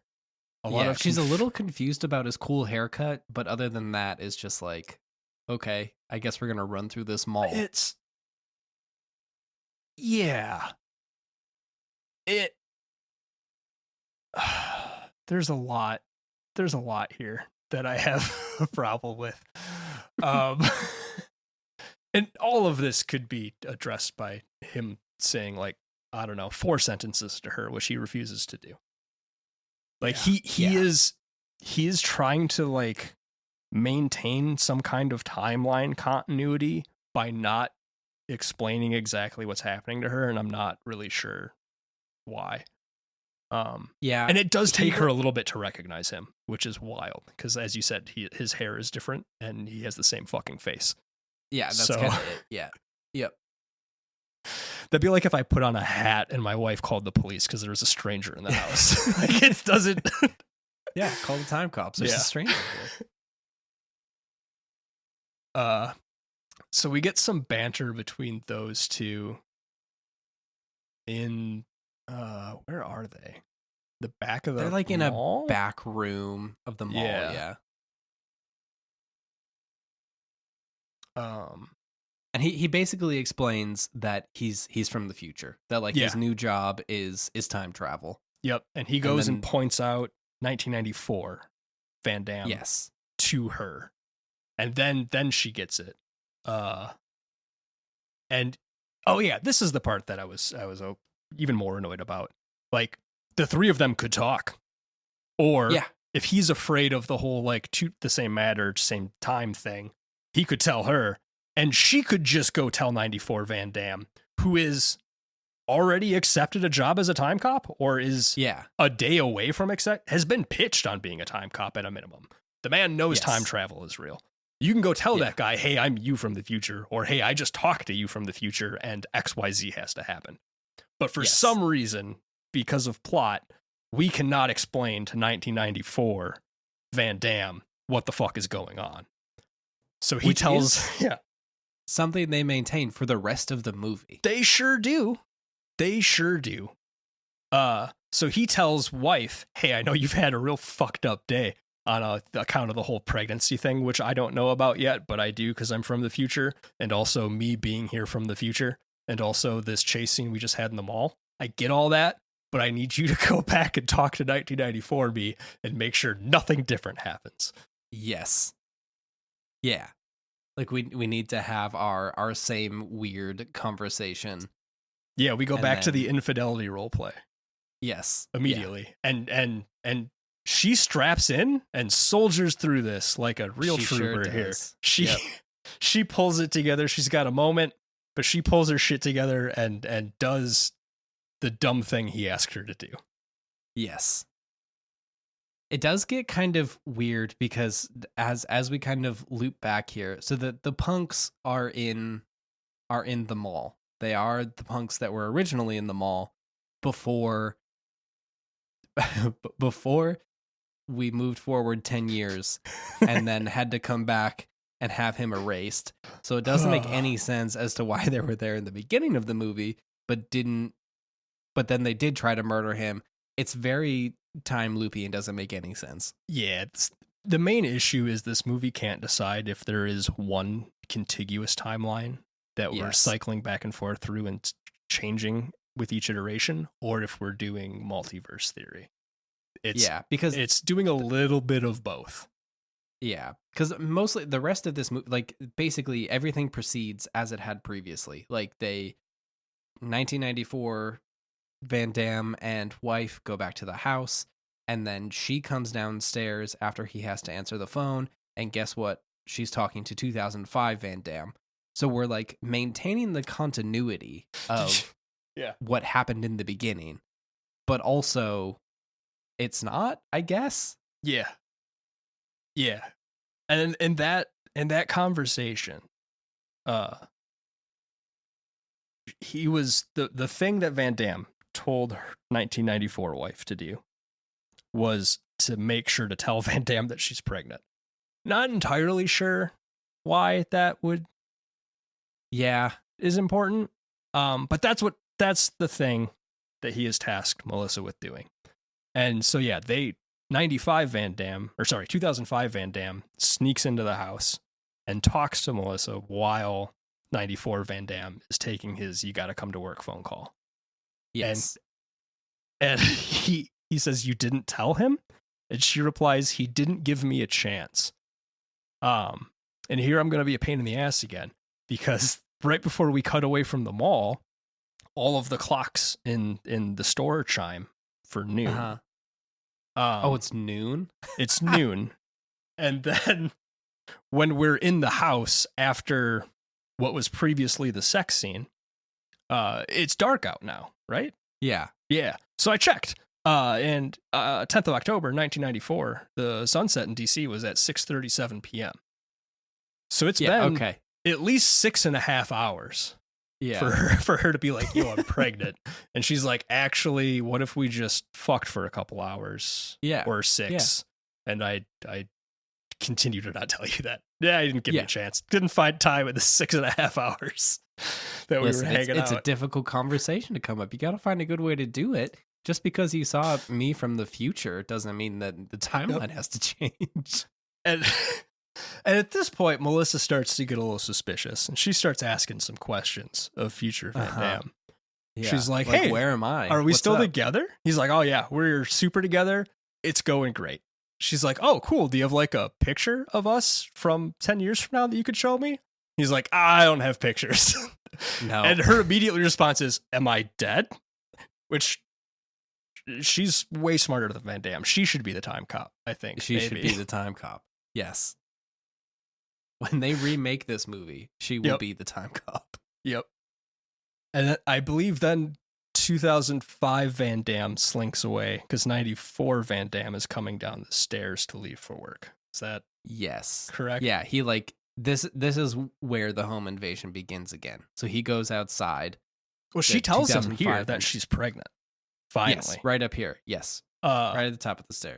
And immediately she's clearly either about to or is actively crying in a distraught manner as she tells her husband that she is pregnant. And his reply is, "Great. Cool. Still gotta That's go to awesome. That work, Smooch, heading to work." And then, yes, the goons return. The goon squad is back. Yeah, they come back, and instead of Van Damme getting clobbered in the noggin and then having the snot beat out of him, he grabs the gun and looks like he's about to have a cool guy moment, and then classic, there's someone right behind him. Yeah, I wrote down, "Future Walker, despite knowing the goddamn future, is immediately captured after dispatching one goon." Yes. And barely dispatches him. Yeah. Kicks him down the stairs. Yeah. Does not go well. No, doesn't go well. Also, again, shotgun with a giant mag light on top of it. Yep. Doesn't make any sense. It's got to be heavy as hell, too. Yeah. And then it's basically shootout shenanigans. They do home invasion. Yeah, we get the end of Patriot Games here, basically. Kind of. Yeah. A less good version of that, but yes. We've got this big old house in the dark, in the rain, and we're doing Rainbow Six Siege business throughout the house. Yeah. With two walkers around. 2 walkers, but past Walker still doesn't know about future Walker. No. Nope. Correct? Yeah. No. He doesn't find out until right at the end, I think. Because 1994 Walker is in the house, and then 2005 Walker is outside, taking down a dude or two out there. And then really Melissa was told to go hide upstairs and has decided to climb out on the roof in the rain instead. Yeah, so it's a Victorian house. There's tons of peaks. Yeah, there's some ceilings and stuff. And I really don't understand the impulse to get out onto the roof and climb all the way up in the rain. Yeah. Yes. It doesn't make roof continuity issues here coming up too. I think, okay, so if I'm going to headcanon this and try to make it make sense for her to be on the roof, 94 Walker, one of the Walkers, is in the house upstairs with her, and he's up in the rafters. And then when the goon goes to look outside the now clearly open window that Melissa has crawled out of, he swings down from the rafters and does a kick. Yeah, just using her as bait. But the smart guy thing to do, which we see in plenty of other films, is to just open the window and pretend you crawl down the roof, and the same series of events still happens. The goon still pokes his head out the window to look, and you still give him the kick. Yep. So, yeah, we just have... Yeah. And he's just a normal cop. He doesn't have 10 years of time cop experience yet. We needed Mia Sara to just be in the rain at some point in this movie, I guess. That's probably it, actually. Yeah. And she climbs to the very tippy top of that roof. Yeah, she sure doesn't stop. She just keeps going up. She just keeps climbing up. She likes to be tall. Like the threat is done. Like that dude is gone. And she's just going.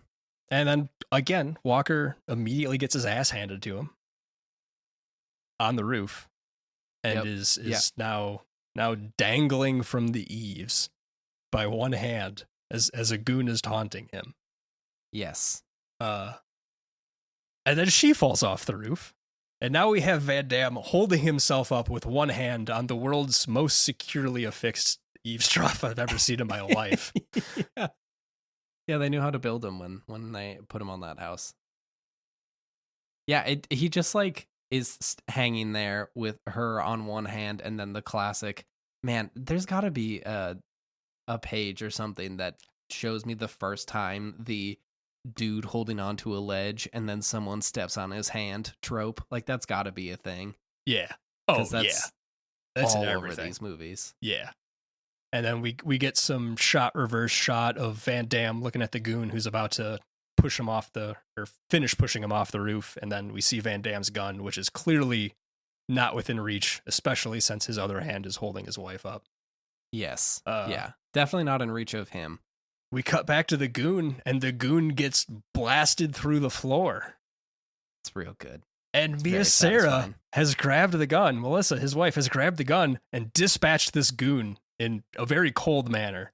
Just blasted him. Yeah, and I am here for the damsel in distress who stands in the corner during the fight scene and screams a proper noun out is a huge pet peeve of mine.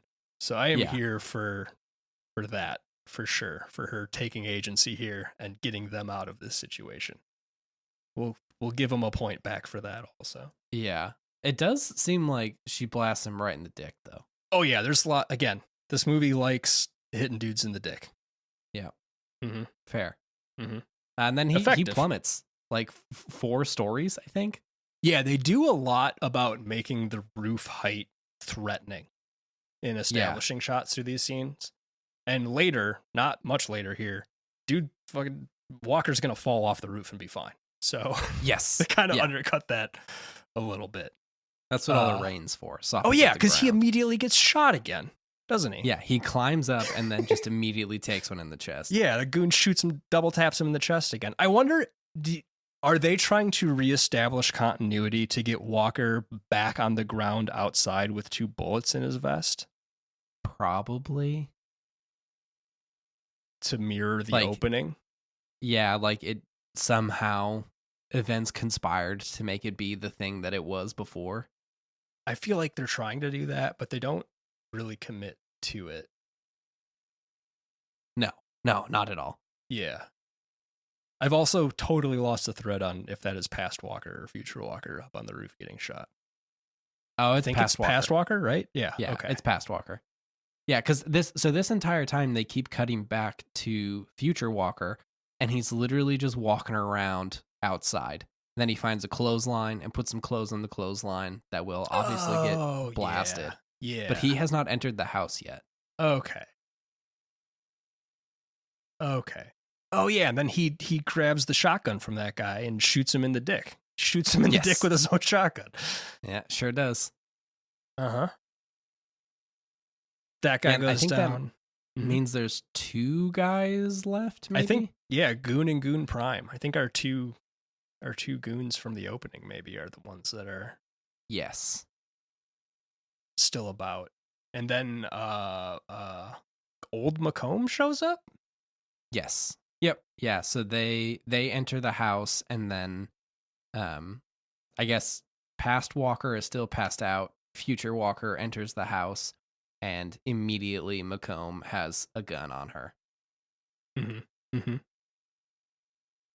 And then, oh yeah, then Goon Prime is there, and there's a little bit of a fight scene. Oh, he does a kip up. Yes, he does a kip up in the scene, in the dark, and then it's basically the final showdown up at the second floor in the bedroom. Okay.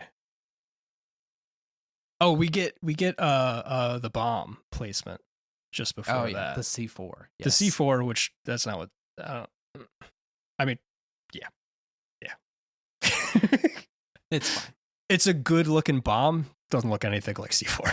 No. Maybe there's C4 in the. They did a good job dressing up some pipe fittings to make it look like a space bomb. It's got a good big display on it ticking down. And then we get past Walker, who bails Future Walker out of this hostage situation by shooting some dudes. I have a line here, though. Something about how you're what does he say? You're a fucking idiot who never figured out that the only way to make anything of himself with all that fancy kicking on is on Broadway. Get his ass. Which is just, got him. Gotta call out the kicks. Oh yeah, and then this is where past Walker sees Future Walker for the first time and makes a dumb face because the goon, the biggest goon that we've been seeing through all these scenes, is holding on to a beat to shit Future Walker. Past Walker is outside pointing a gun inside through a window. And the goon has Future Walker and is walking right at him, using him as a human shield. And the obvious thing to do would be to throw Future Walker out the window and hit the gun-wielding Past Walker. Yeah, but then he just shoves him out of the side and jumps out the window. Yeah, they can't do that because they established the whole same place, same time matter thing. Yeah, they can't touch. So they can't do the obvious thing of throwing the guy at the armed guy. So yeah, instead he just tosses Van Damme to the side and lurches himself out of a glass window at Past Walker. Great. Which is funny because that would have solved the problem. Had they just simply if he just would have tossed him out there, mission accomplished. Game over. Done. Yeah. So wait a minute. That goon has done a lot of time traveling. He has, yes. So are we to believe that Ron Silver has not told this guy the rules of time travel? Oh, possibly. Because if you know that, how it works, and your job is to kill both these dudes, you're there. This is the way to do it. This is done. Yeah. So either the goon is unaware of the same matter, same place, same time thing, or he just really needs to lay hands on Future Walker and be damned if it's efficient or not. Yeah, maybe that's the part of the job he likes, He's got to work for this terrible senator, but he gets to beat up some dudes, so let him have his fun. He's got to get his somehow. Yeah, exactly. Okay, so we have 94 Walker slowly coming to on the first floor of the house. We have Future Walker outside getting his ass handed to him by the goon. Other way around. Flip the Walkers. Yep. See, they have the same fucking face is the problem. That's the hard part, yes. Yeah, Past Walker is getting his head slammed into a retaining wall, which seems quite painful. Mm-hmm. And then Future Walker comes out and then just absolutely clocks Big Scary Guy directly in the face. And then takes him down. Then he runs back inside the house and he has the face down with Macomb. Oh, he pistol whips that goon like 6 times and then kills him by making him look left incredibly quickly. Oh, yes. And this entire time, he's just got a gun. He's like, nah, I'm doing it this way. Yeah, again, you got to give the man what he wants. Uh-huh. And then, we're back to rushing upstairs to save Melissa. And we get our kind of final villain monologue here, I think. Yeah, kind of. Yeah. As the bomb ticks down, there's a fun monologue. So we've got Ron Silver monologuing. Bomb's ticking down quickly. Future Walker is up there. Everyone's having a bad time. McComb thinks he has won at this point, though. Yes. And it seems like he kind of has. And the plan is for both Walkers, Melissa and old McComb, to all die in the bomb, I think. Yes. Yeah. That's his zero-sum end here. Future McComb dies in the bomb, so past McComb can go on to be president. Yes. Yeah. Real evil shit. No matter what, he gets to win. But, alas, unbeknownst to McComb, so what had happened here, there was a cutaway that established this a while ago, but it didn't have context at the time. Yeah, it was right before he entered the hospital, right? When he's in the phone booth? Yeah, I think so. Yeah. Or right after the hospital. Either one. We see the entrance of 1994 McComb is here because Future Walker, someone left a phone call. Placed a phone call to get him over here for some reason. And then which doesn't make any, like, there are so many steps that this man took in order to get to this house that he could have turned around at any point in time. There are at least 2 dudes who are dead or appear to be dead on the front of this house. And this is just a house too. Like, it's just a house. Oh, he got completely turned off. There's a light on upstairs. That's it. I think Walker pretended to be McComb on the phone, maybe, to get him here. And I guess this is now after the time when he would have realized the time travel was real. Yeah. Yeah, because this is after the Parker gets axed. Yes. That whole thing's happened. Yes. And so he walks in, and then now McComb knows he's fucked because they're both here. So when the bomb goes about to go off, everyone's dead. Everyone's dead. No one's president. Yeah. And then instead of doing literally anything, I guess. Oh yeah, he does the belt countdown, right? Van Damme has his hands on his belt, like a cool we guy. get a reverse shot between Van Damme and Mia Sara here. Some knowing glances. Yeah, he counts down with his fingers, and then 3, 2, 1. And then she nails old McComb in the nuts. Another nut shot. Like our another one. 6th or 7th one at this point, I feel like. Yeah. And then she takes a round. Yeah, right through the back, yeah. Yeah, she gets a through and through. Yeah. It looks like. And then Van Damme just grabs young 94 McComb and shoves him in the slowest way possible directly into old McComb, who just stands there with his hand out, not doing anything. And could have moved. Doesn't. Could have moved, yeah. It would have like negated this entire thing. But no. And instead they fuse. Their matter has, I guess, occupied the same space, and they turn into probably some of the worst CG looking goo I've seen in a long time. It's gnarly. Yeah, it's pretty rough. They die horrifically. Yeah. It seems like that probably hurts the whole time, is the vibe that I get. It sure didn't seem pleasant.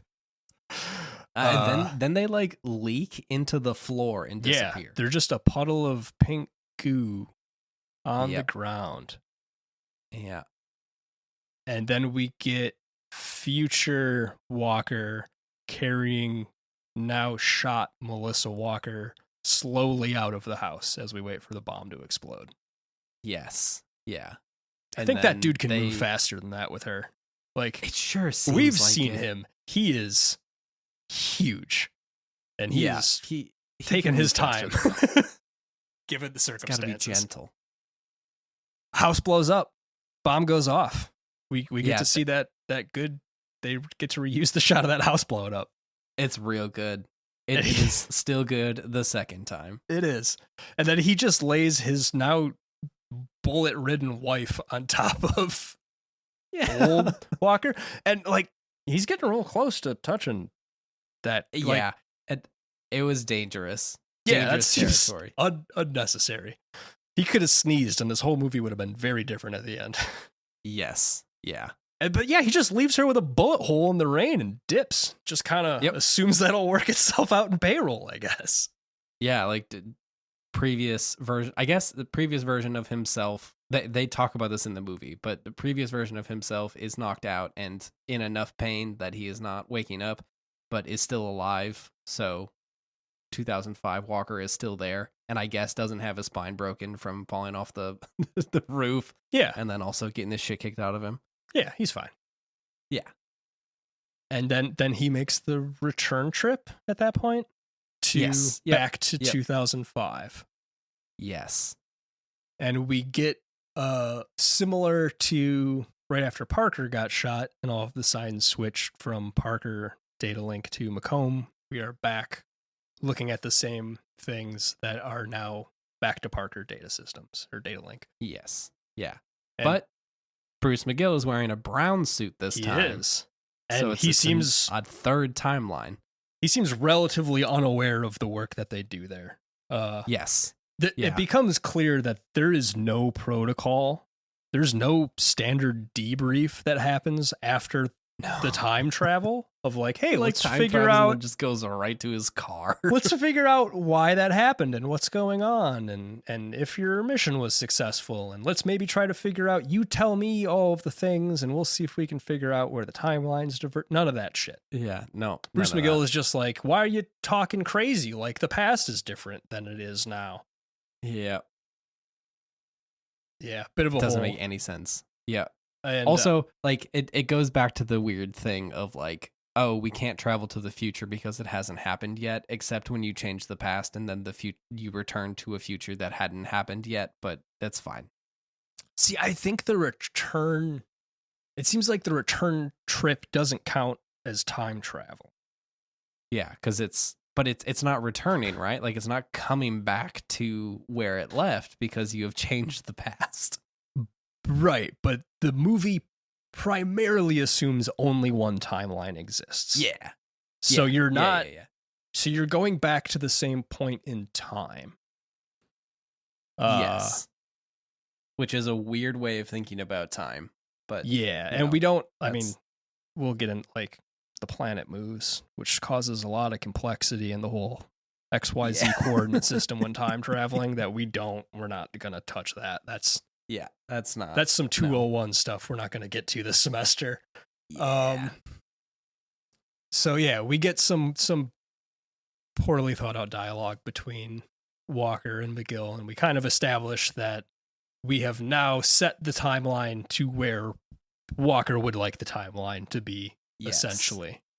Yeah. Like you see Fielding, who doesn't know who Walker is. She's alive. To the car. Yep, and he makes... They just pass in the hallway, and he makes a bunch of weird comments he couldn't possibly know anything about how she lost her virginity as a 16-year-old. And she just smiles about it, and it's real weird. Yeah, it's super weird. I don't like any of that. We don't need any of that. No. That could have... Bad vibes. That whole, like... I get the mechanic they're going with there, but they could have picked any other context, and it would have been... Yes. Anywhere from like neat to cute to not gross. They could have done this in a not gross way and lost nothing. And yet here we are. They even had the birthday thing. Like they could have just I think he mentions like her birthday is tomorrow or something, and they could have just left it at that. They didn't have to bring up the rest of it. Yeah, none of that ever had to be part of the movie, but here we are. So weird. Yeah.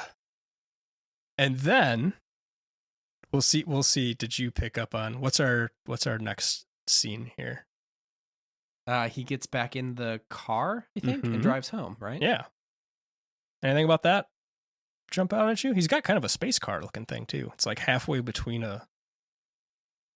it's got like wood paneling and a giant spoiler on it. It's very weird. Yeah, it has a very funny spoiler on it. It doesn't make any sense.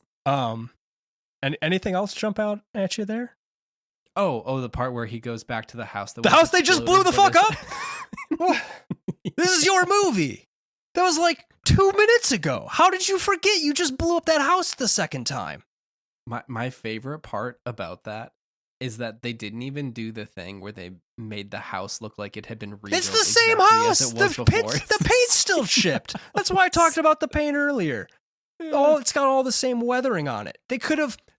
I get they didn't want to pay for another set and another shooting location, but like, for sure, you could have any construction site on or in a residential area anywhere could have fixed this, or literally an establishing shot of a different exterior, and then they could have done this entire scene interior and done it on a sound stage.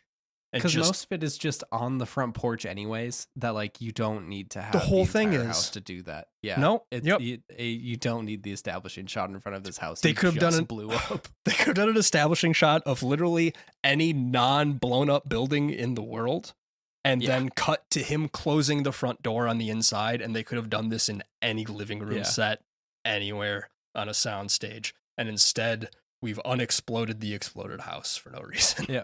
Yeah, and then the movie ends with them having this whole conversation, and then it just comes back to, here's the credits over a picture of this house with this funny car. Is the implication that he finished that mission, got back, and was like, man, I wish my house didn't blow up. Run it again. I bet if there's 3 of me, we can sort out this house blowing up shit. Because man, we just bought that house. I don't want to have to go buy a different house. That was such a pain in the ass. I guess. I have no idea. It's ridiculous.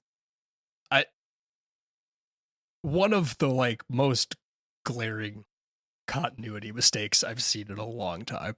I feel like it's so like they knew what they like. I get what they're going for. Like it makes a lot of sense. Yeah. Like you want to have it. Oh look, the status quo has returned. Like you got everything you want. You got your nice house and your see his kid. Wife and your we didn't mention kid. that.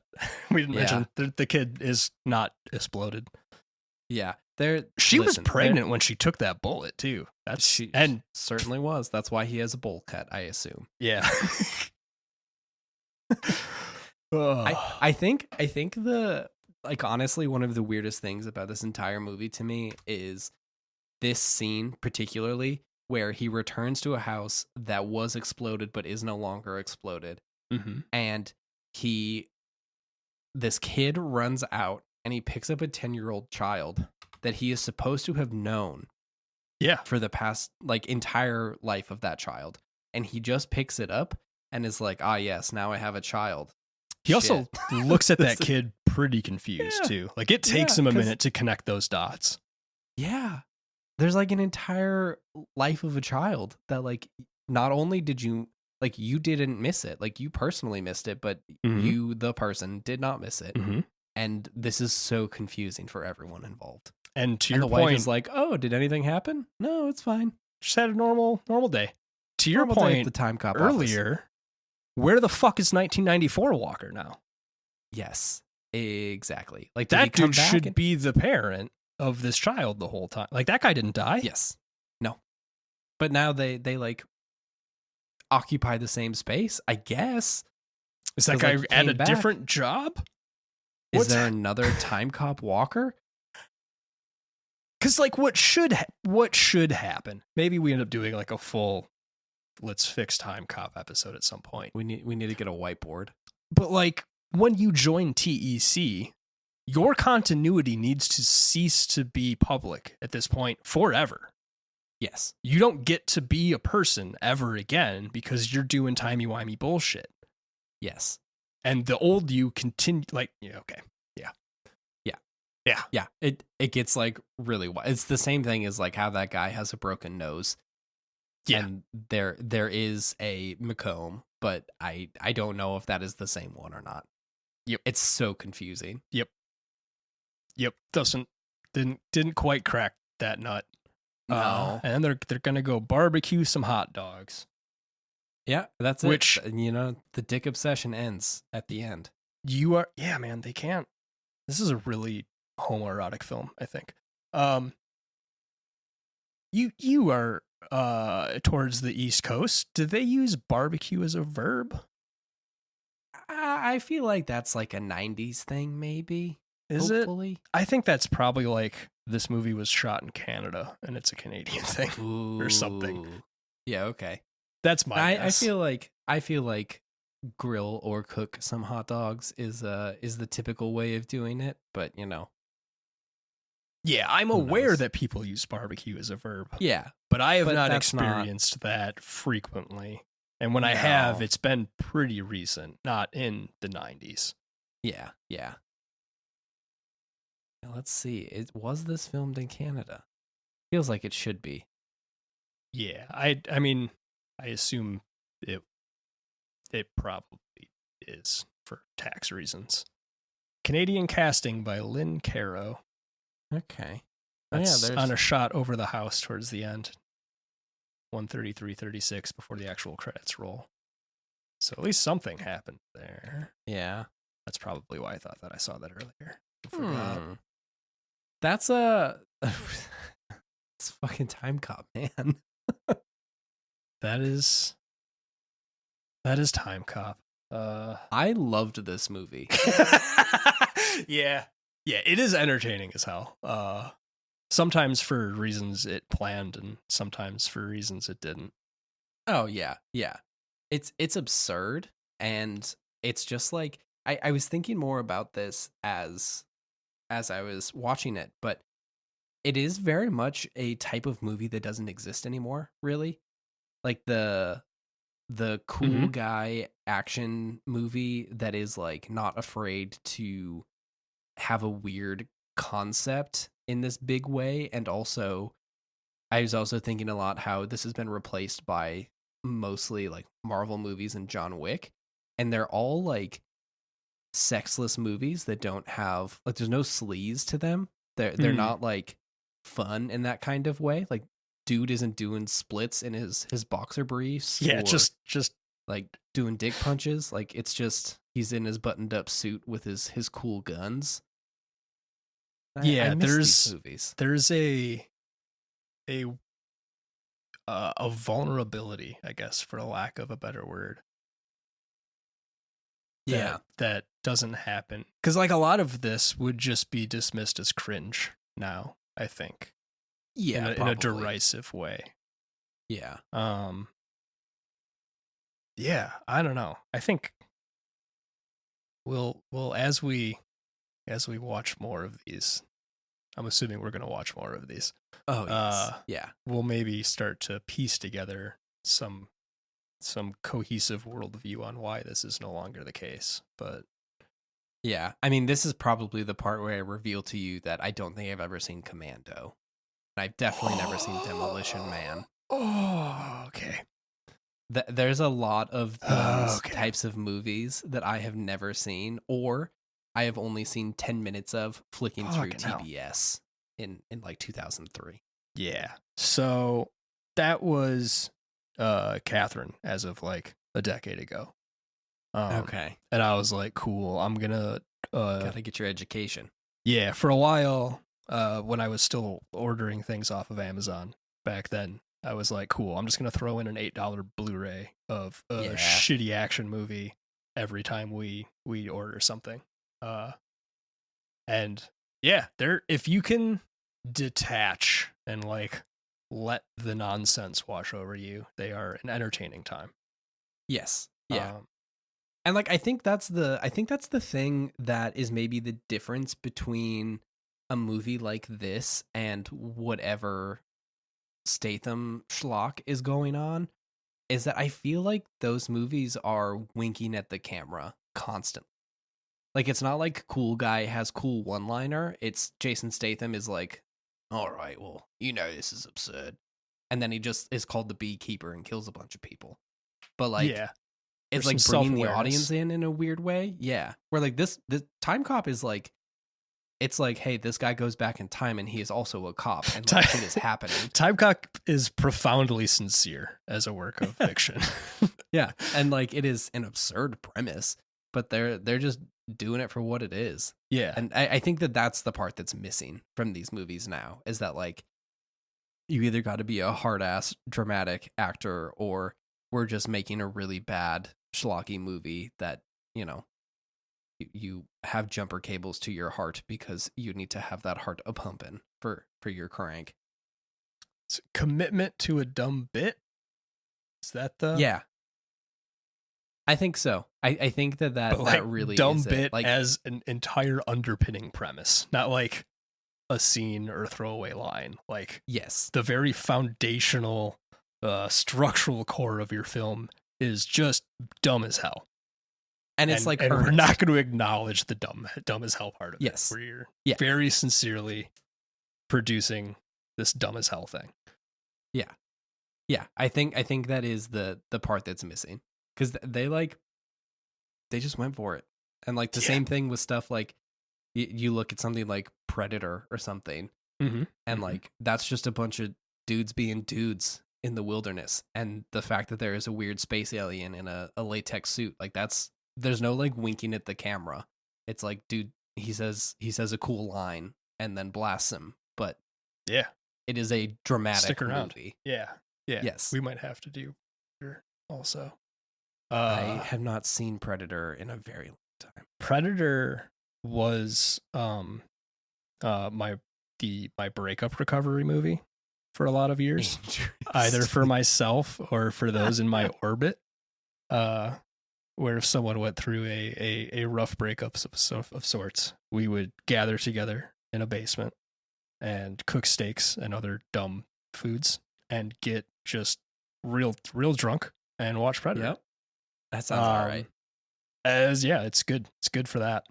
Minus the emotional turmoil that happened before then. That's if you can skip that part, you can just watch Yeah. Predator and just do or be that. drunk while you do it. That's not even necessary to enjoy Predator. But yeah, shout out to Nick, since we haven't brought him up in this episode yet. I think he's the reason I can enjoy these movies, because letting the movie take you where it's gonna go is not a thing I was good at, or No. it's still something I struggle with. But him dragging me to a bunch of dumb action movies in like the early 2000s or late 2000s, definitely showed me the way and allowed me to continue to indulge in these films. Yeah, his enjoyment for wacky shenanigans in this kind of way is something that I can only aspire to have. Yeah, we're gonna have to drag him into one of these eventually. Oh yeah. We'll get him for True Lies. Bloodsport. True Lies. I love True Lies. I think True Lies is maybe okay. We don't. Yeah. We've been recording for like Save 3 it. hours already. Save it. Yeah. I don't. Are we gonna continue with like time travel bullshit or just dumb action movie bullshit? It's a good question. I mean, you did have the threat of A Sound of Thunder. I mean, that's just which a short could story. do. Yeah, we could do that. Mhm. Is there other time travel stuff you want to do? I will take a look. Yeah, I mean, we could always do like a good movie at some point too, but I don't know how I feel about that yet. Oh yeah, I don't know if I want to actually participate in good cinematic experiences for this. Yeah, we'll figure it out. Either way, if you like dumb action movies and want to be entertained for 90-ish minutes, watch Timecop. It's free on YouTube. Watch Timecop. Yeah, it's free on YouTube. I had it going this entire time. It says it's free with ads. I didn't see one. It's like available on streaming for rent. Oh, hey, you made it here to the end of a 3-hour thing. If you like Timecop like us, and you would like to own a copy of Timecop, wow, do I have a deal for you.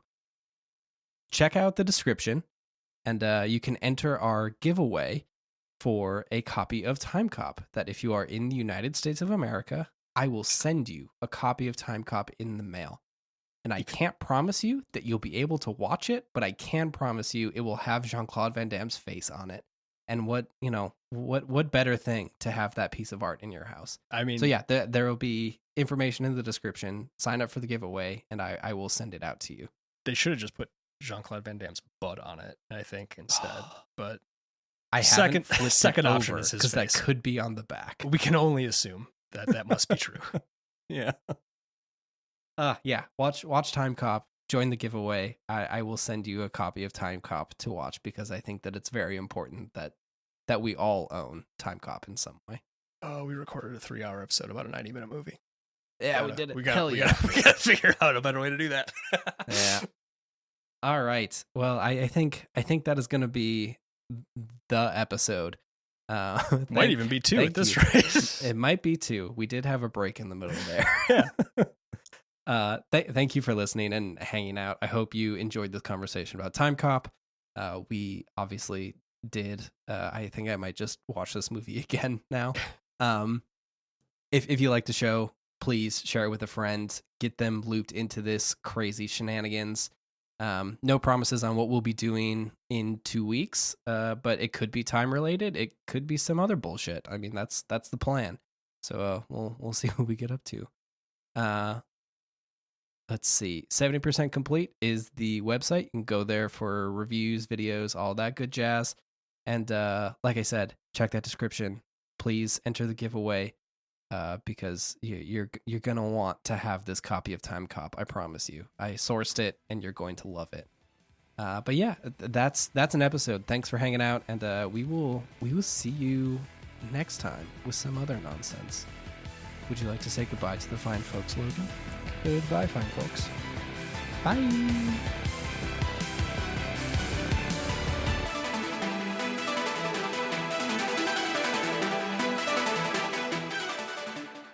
I'm really distracted. It's the sex scene right now. Oh, you're just letting her fucking rip on screen too? Is that the play? Oh yeah, she's just going on screen.